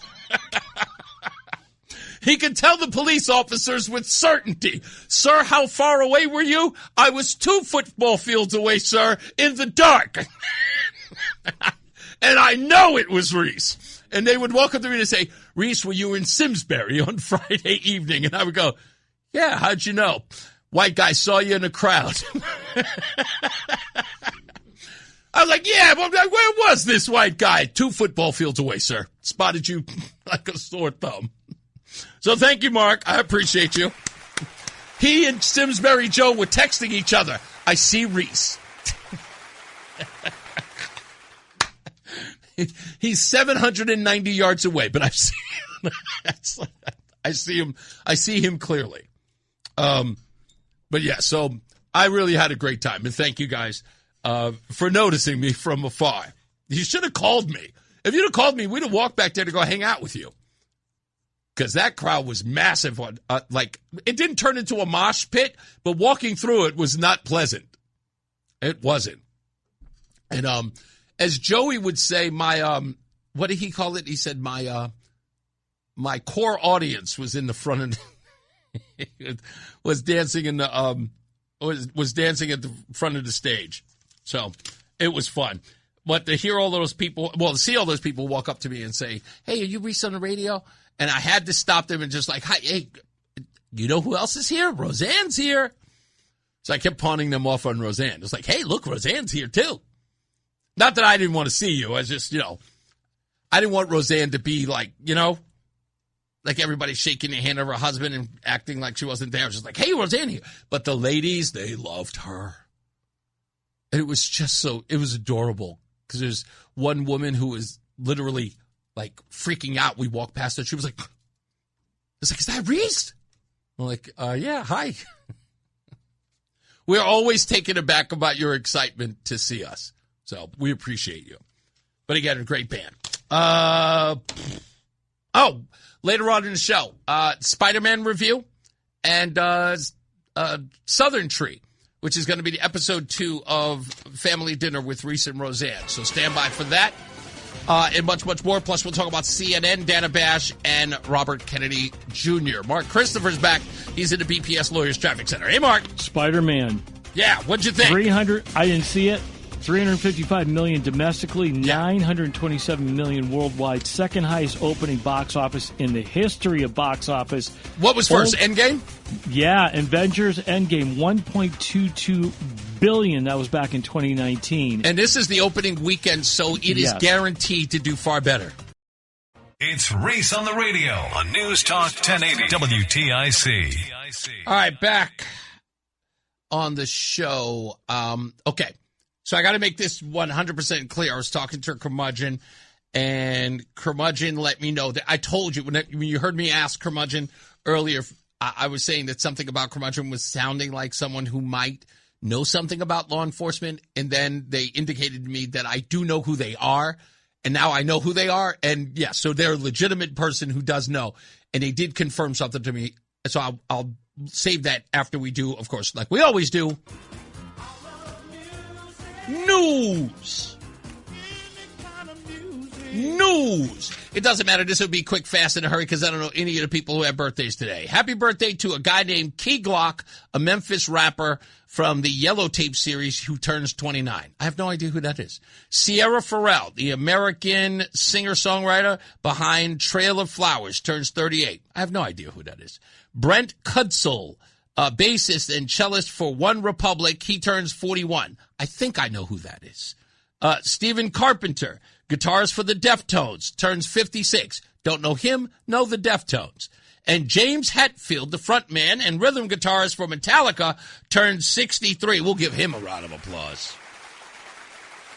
On this day in 1963, the Beatles played their final show at the Cavern Club in Liverpool, and after nearly 300 performances there. 1971, Paul McCartney, ironically, announced his formation of a new band called Wings with his wife, Linda McCartney. In 1973, the blind and my arch nemesis, Stevie Wonder, released the landmark album Inner Visions, even though he cannot see.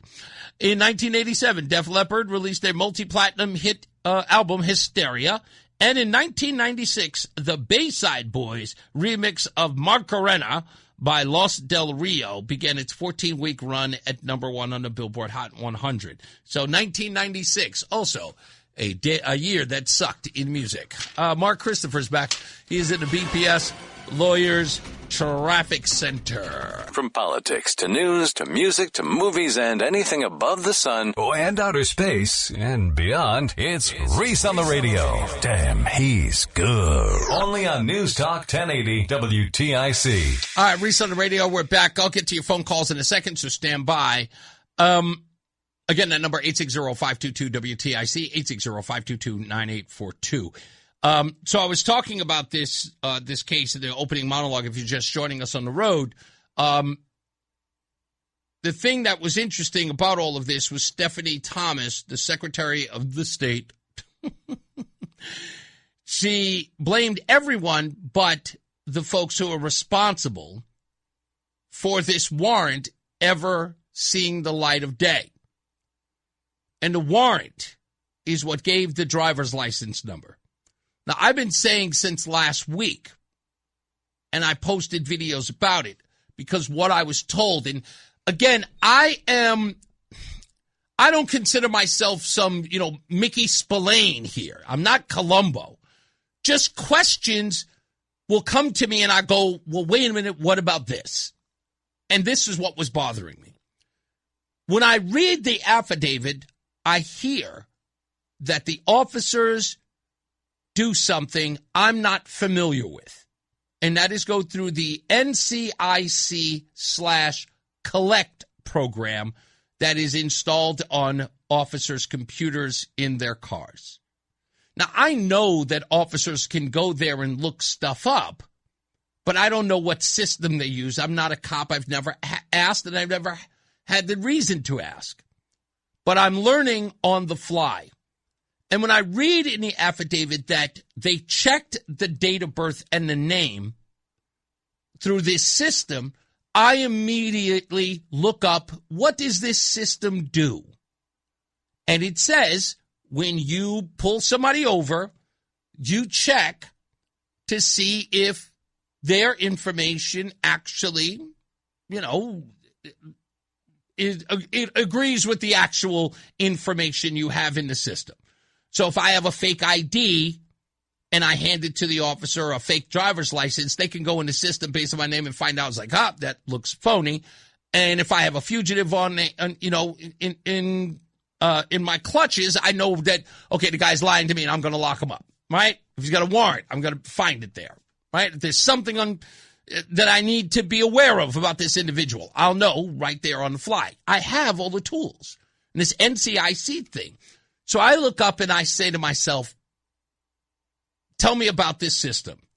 And the system says that when the officer looks up your information, they get a photograph, a physical photograph of the person they're looking up. And so I go one step deeper and I said, okay, but this officer wasn't there. This officer is off-site. And then I keep reading.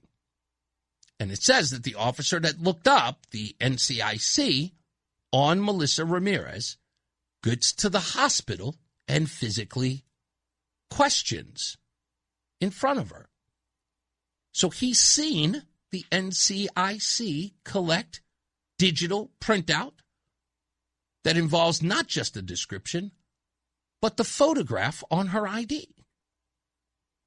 I just got that confirmed from Curmudgeon, who I can verifiably say knows what he's talking about. I'm going back and forth with what I said. I don't want to see him as adversarial, but he's questioning, and the way he's going about it is like, okay, this guy clearly knows more than I do. He sounds like somebody in the field. Yep, he is. He's in the field. He's done this before. He knows it. And then he certifies the one question I have. Does the collect system show you a picture? And I can read to you right here, confirmed by the person I know who is in law enforcement. Yes, you are right. It shows a picture of the individual, which begs the question, folks, how they get it wrong. They look at NCIC collect. It is written several times in this warrant, in this affidavit. Several times it was used, not just used on the perp, but also used in identifying the victims. That's right. The off-duty police officer and his girlfriend. They used it. It was a reliable tool. And that's how they found out. How do you get it wrong? To me, that explains the 11-day gap. From July 13th all the way to the 24th. That's 11 days with the driver's license still on there before you get a press release. You had physical, verifiable information that says that person is that person. Unless you're telling me now that the police officer who looked at it, who put it in the affidavit, said they all looked alike. Which, by the way, a reporter said to me, and I quote, maybe they look alike. Yeah, a reporter actually said that to me. And I'm like,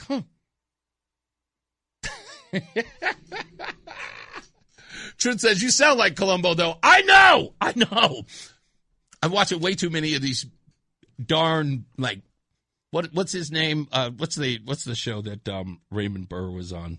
I can't remember the darn show. Yeah, was that, the woman in, no ID. Yeah, it's insane. Anyway, let me get to the phones. Tom, he's in Bristol. How you doing, sir? Good. Thanks for taking my call, Reese. My pleasure, sir.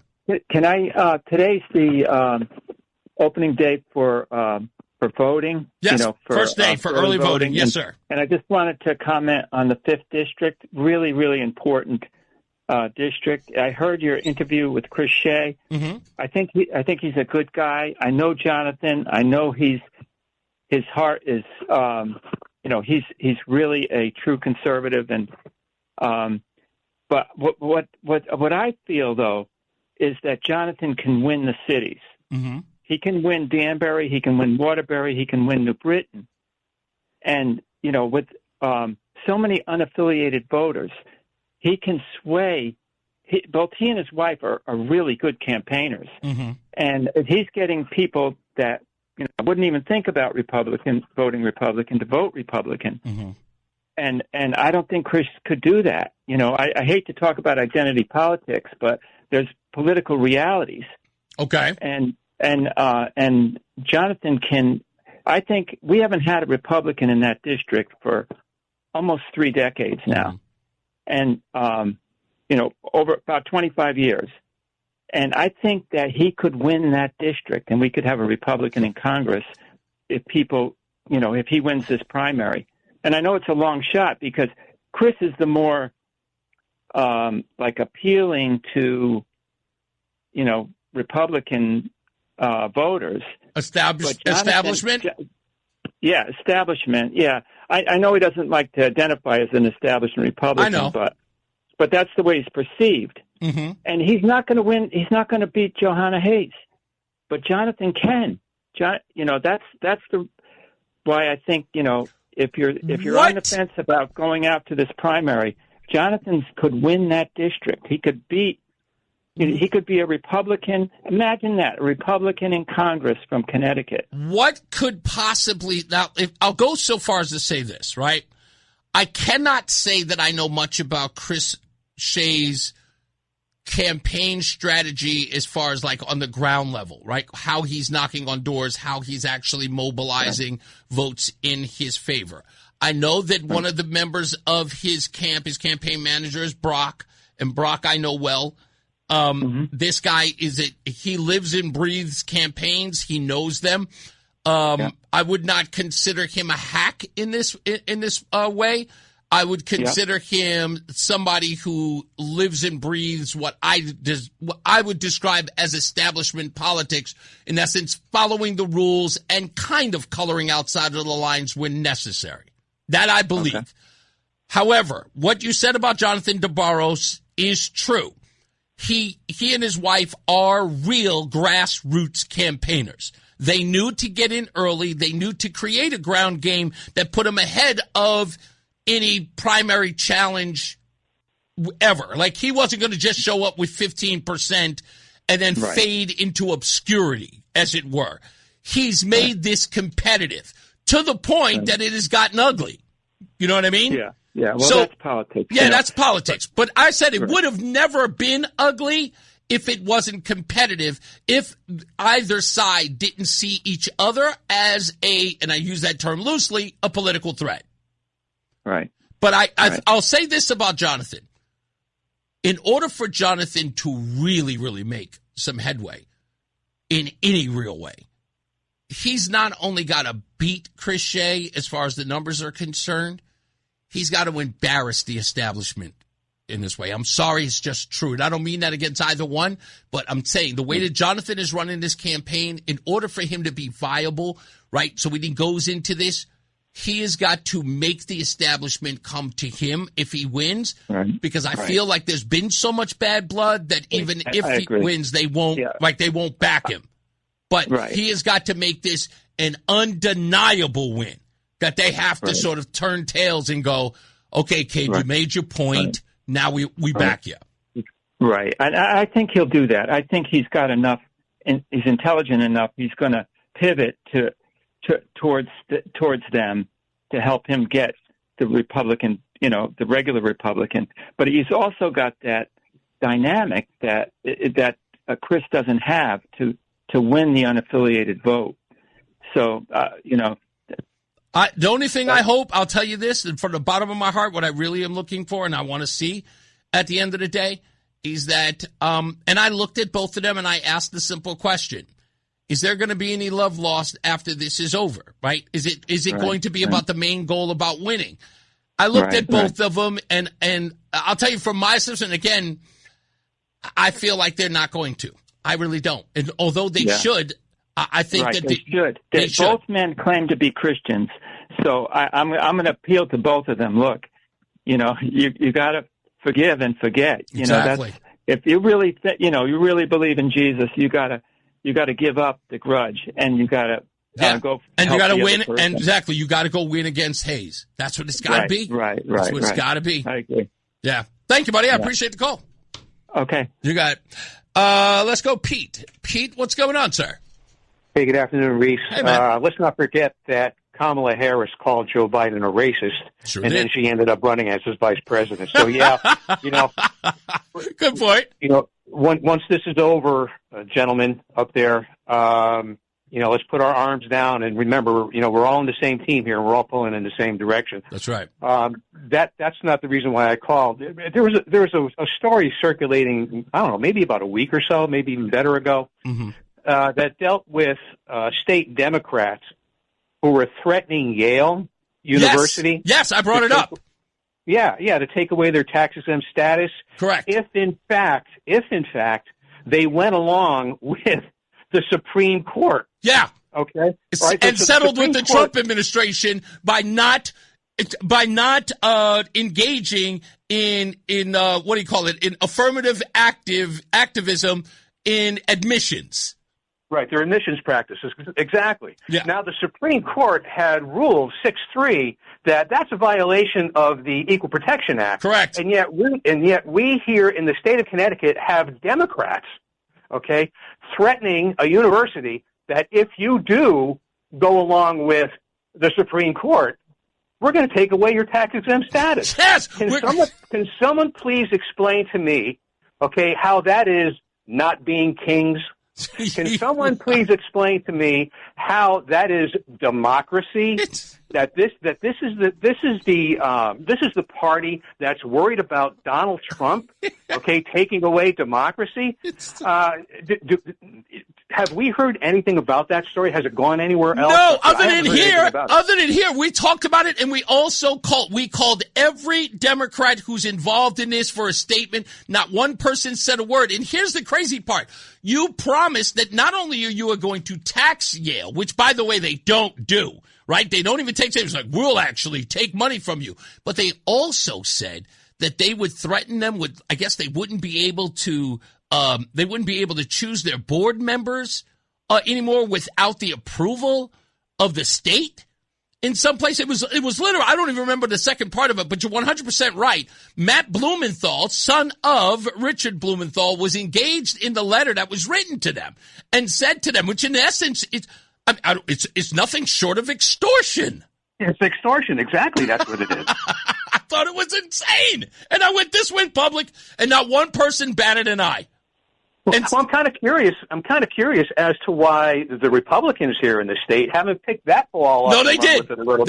They did. The Republicans released a statement, but again, per usual, nobody in the media even bothered to print it. But they put out a press release. Yeah, but it's crickets now. I mean, that's something now. It seems like they just talk about it and then they drop it and then they move on. Yeah, exactly. In my opinion, okay, that's a pretty big story when you start, extorting people. Exactly. To violate the Supreme Court. Indeed, sir. Thanks, Pete. I appreciate you. Let's get another check of traffic and weather. Mark Christopher's back. He's at the BPS Lawyers Traffic Center. Hey, sir. The Odyssey app lets you jump back to the moments you missed from WTIC News Talk 1080. Download the free Odyssey app. Search WTIC News Talk 1080 and tap earlier today to get started. Hey, guys. Reese on the radio here. And tomorrow I am going to be going over a July 29th, 2026 audit summary of the Connecticut Auditors of Public Accounts and the Department of Economic and Community Development, also known as the DECD, plus the Social Equity Council Office of Workforce Strategy. And this report is scathing. It is bad. You might remember that I had a few gentlemen here.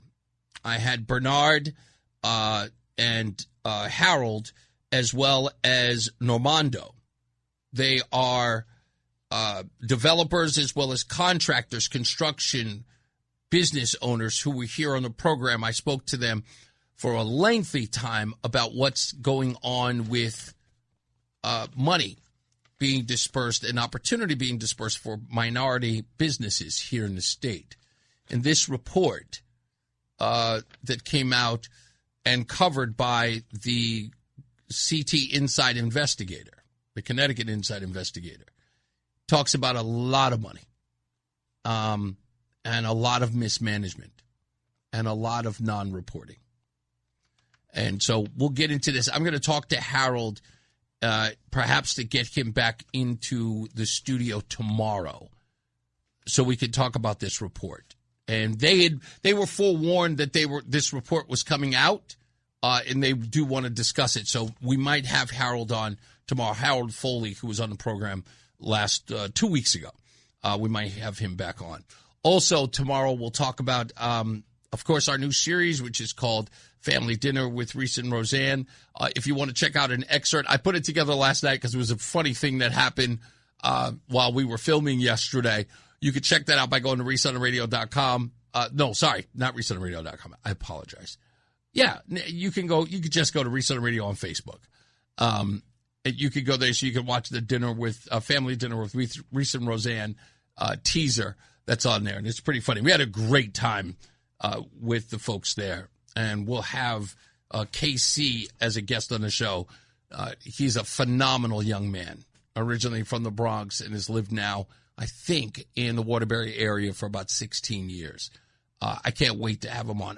The guy's 31 years old, and he made me get up early this morning talking to this guy. I talked to him forever, and all I wanted to do was just listen to him. And after I talked to him, I was up early this morning, just because of how inspiring he is. I can't wait to share this kid with you. You're going to be so excited about this guy. Anyway, no, it was not the Rockford Files, and it wasn't Ironside. It was the lawyer one. Mark, you know what? Let's get to Mark Christopher in the BPS Lawyers Traffic Center. He would know the lawyer.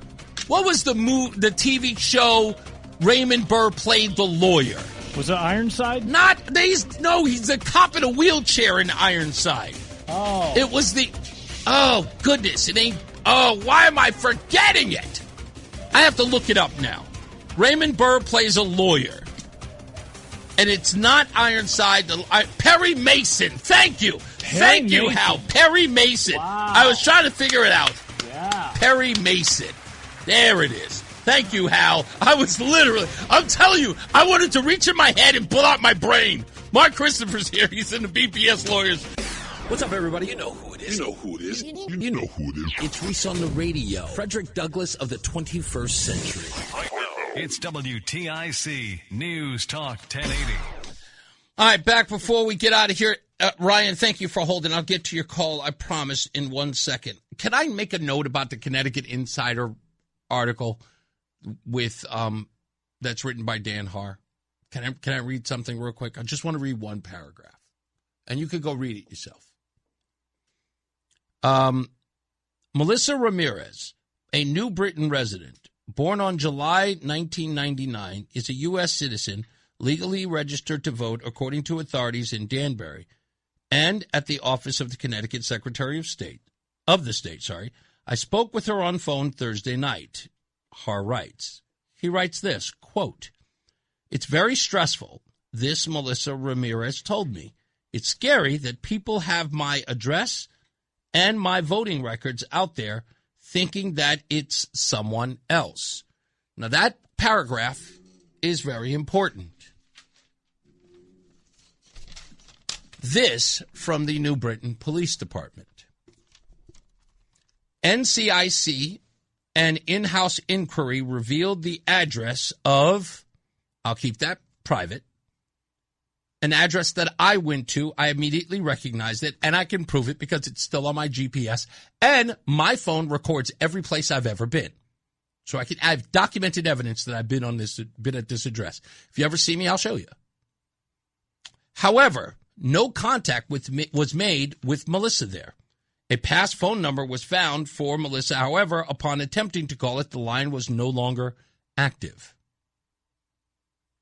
So again, the telephone number that we have on record and the address we have on record, which we went to physically and we called physically.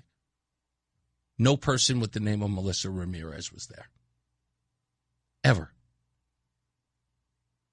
So for her to say in quote, "It's very scary that people have my address," they do not. Because you don't live there. Nobody has your address. Wherever you are, it ain't on this street. And this is on the voting record. So don't make this about me. Somebody's lying. I'm just reading what I have. Police did welfare check that again, death threats, according to the Secretary of State. Death threats. No report. Welfare check. No one's there. Interesting. I'm just saying.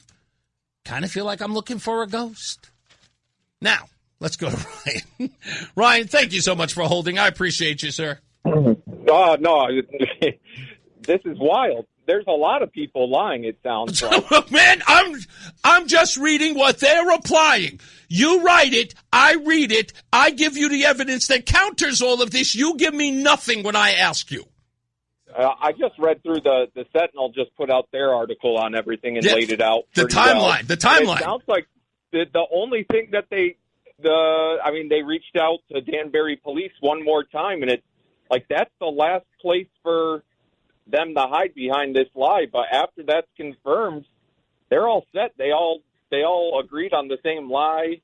I wonder how they cooked it up. You know what I mean? Like, who decided this had to be put in play? Yeah.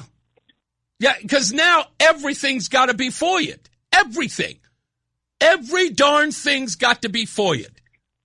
Right, unless they're just automatic and they just, know to start doing it like little robots, and they all just start doing what they think they're supposed to do. But Okay, I'll look at it this way, right? So if I can with you, Ryan, let's kind of go through this. If you and I were just a bunch of Hardy Boys trying to figure this out on ABC on a Saturday afternoon, right? All right. So let me say, okay, by the way, you be the younger Hardy, I'll be the older Hardy, and I'll say, hey, brother, let me ask you this, okay? Why would they cover this up? What do you think? Oh, of course. But why, but what's the risk is very big for them on this, and now look. Right. Now it's blown up in their face, but, I mean, that's why it's like honesty is always the best policy, right? But it's like, but now they got caught almost, like, they have like five minutes before, the Danbury police probably confirmed everything in total, but it really does seem that they all just got caught, and there's nowhere to hide, especially Dan Haar. Yeah, my whole deal is all you have to do in all of this is just say, okay, we were trying to protect the integrity of our voter rolls, but it looks like somebody, because that's the only reason why, that's the big get. Because they're more concerned about the integrity of our voter rolls than they are about whether or not this was Danbury police putting the wrong person on a warrant. Right. Now, but who was first, Stephanie or Dan Haar? Dan Haar? According to Mr. Haar, he interviewed this Melissa Ramirez before the press release and the video statement from Stephanie Thomas. So I'm guessing he didn't just make up on his own to the side, like, I'll make up this story on my own. I feel like he probably had a conversation with someone. I just feel like that's not something you just, like, a lazy reporter's just going to be like, oh, I contacted her. It sounds... Look, that doesn't sound, you know what I mean? Like, it just seems like someone probably... that there's nothing that he got out of that unless he's doing a favor for someone that's covering up the immigration side of it. The article has 2 quotes from someone who is in a misidentification case that involves the death of a cop and voter rolls. And there are only 2 quotes. This is scary, and I can't believe somebody has my address and voting records out there. That's the quote. Never once in the interview with Dan Haar does she make the claim that she's receiving death threats. It's not in the article. Stephanie Thomas goes so far to say that she is receiving death threats, which begs the question, what death threat is she receiving? Hey, Melissa Ramirez, I don't want you to exist on this planet because you may have voted in 3 elections. Or, hey, Melissa Ramirez, you're responsible for killing a cop because you were drunk driving and killed this woman who has 3 kids. What are you saying? Because if the Secretary of State is trying to say, because you wouldn't inject it and then talk about voter rolls, you wouldn't inject it and then talk about misinformation about voter rolls unless you were saying that the death threats are related to her voting in 3 elections. Right. It is right? It's a non sequitur. You don't need to talk about the death threats if they're not related to the voting. I would imagine if anyone was thinking about making a death threat to her, and again, wrong to do, but if I'm just a person seeing that, I'm saying, why would she receive a death threat for voting, but not a death threat for drunk driving and killing an officer and a mother of 3? Yeah. Yeah. Just imagine, like, I mean, she said so much in her video. Her 83-year-old grandmother. Well, mother now. I didn't realize she didn't. On her face. Yeah.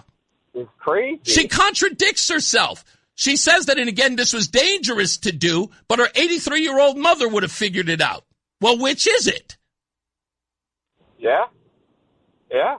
I mean, honest to God, something's got to be done. I mean, they're pretty much caught out on this, but these are the types of things, because if they're going to lie about this and push a whole agenda, just imagine what else we're not hearing or what else they'll lie to you about and everything like that. And, this is a big problem for Ned, because all his agencies are ran the same way. They all have the same problems. if you're a true leader, you got to take some responsibility here, Ned. Again, like I said, if there's nothing, there's nothing. But again, there are just too many holes in the story. And that's the point. One, again, Stephanie Thomas saying that this was in any way started by the Connecticut Sentinel or anybody else. That is absolute nonsense. This came directly from the Danbury police. They started this nonsense with putting that driver's license on there. And then the Connecticut Mirror reported it with the unredacted driver's license number, which prompted the investigation by the Connecticut Sentinel and then the piggybacking of Blue Lives Matter. That's where this came from. Okay? And nothing was manipulated, doctored, or altered, or used with AI. Never. Which comes from the Secretary of the State, which is absolutely false. To then suggest that this individual was receiving death threats as a result of this misinformation, never stating that because they believe that she is responsible for the death of this police officer and a mother of three, would then conflate it and suggest that it is because she may have, or many people believe that she voted in 3 elections, that would prompt a death threat. Almost feels like you're inflating the story by injecting death threats, which, by the way, Dan Haar, in speaking to the woman, getting 2 quotes from her, never says in his story that she's receiving death threats. Exactly. And then she'll try and play off that like, oh, well, I just assumed from the article I read. Or, they always try and wiggle out of it. But on this one, I don't think they can. Yeah. I feel like they're feeling the pressure. They're starting to get sloppy. Yeah. And again, the other part that I cannot let go of, and this is the part that bothers me the most, and I am not trying to question the competence of the police officers involved. But again, July 13th, you run an NCIC collect database run on the person who gave you the information. My name is Melissa Ramirez, born on July 4th, 1999. A police officer looks that up, and in the NCIC collect data, you see a physical driver's license. That officer who is off-site, who does that check, then sees, meets with, and speaks to the detained and in the hospital, Melissa Ramirez, and does not make the connection that these 2 people are different. So it's the license photo that pulls up, not just or is it? I checked. I double-checked 5 different ways this Sunday, and I talked to a law enforcement officer who confirmed that when you look up the NCIC collect information, they do not give you a written description of the individual. You see the license. Oh, my God. So the license number would be the same. That's right. So you see the license, you see the person inside the license, right? Your photograph, they have a direct contact. So the police officer now, because remember, if they're pulling you over and you're a dangerous suspect, and think about it. Imagine the NCIC collect information only gives a description, and the person who's in the car that you pulled over has a sneaking resemblance to the individual, and that information says the person is armed and dangerous. The police officer is going to come out with a gun and says, "Get out!" And you're going, "What the hell?" Right. So what you do is, to prevent the police officer getting the wrong information, you give him all the access he could possibly have, and that would be a photograph of the said individual. Yeah, but along with the license number, everything like that. So she's in court tomorrow, but there's no other real way to look at it almost except that it's that person. We'll find out. We'll find out. New Britain PD says they think it is anyways in the Sentinel's report. Yeah. Again. Yeah. Oh, yeah, the voter registration has the ID as well. We got to get up out of here, though, Ryan. Thank you, boss, man. I got you. Absolutely. All right, man. Thank you for calling, man. You got it. All right, folks, we got to get up out of here. I wish I could read Chris's statement in here, but it's long, and we got to get up out of here. I'll read it, and I'll come back to it tomorrow. In fact, I'll print it for you, Chris, and I'll make sure I read it tomorrow. Let me get up out of here. As I always say, radio is free, so we thank you for paying attention. Remember to keep JC in your hearts and in your minds. Sean Patrick, we love you, and we miss you. Remember that panic is not planning, so plan your work and work your plan. Me, I'm Reese on the radio. You have a good night, pleasant tomorrow. We'll see you back here at 2 p.m. Mark Christopher, he's getting you home. He's in the BPS Lawyers Traffic Center. Good night, sir.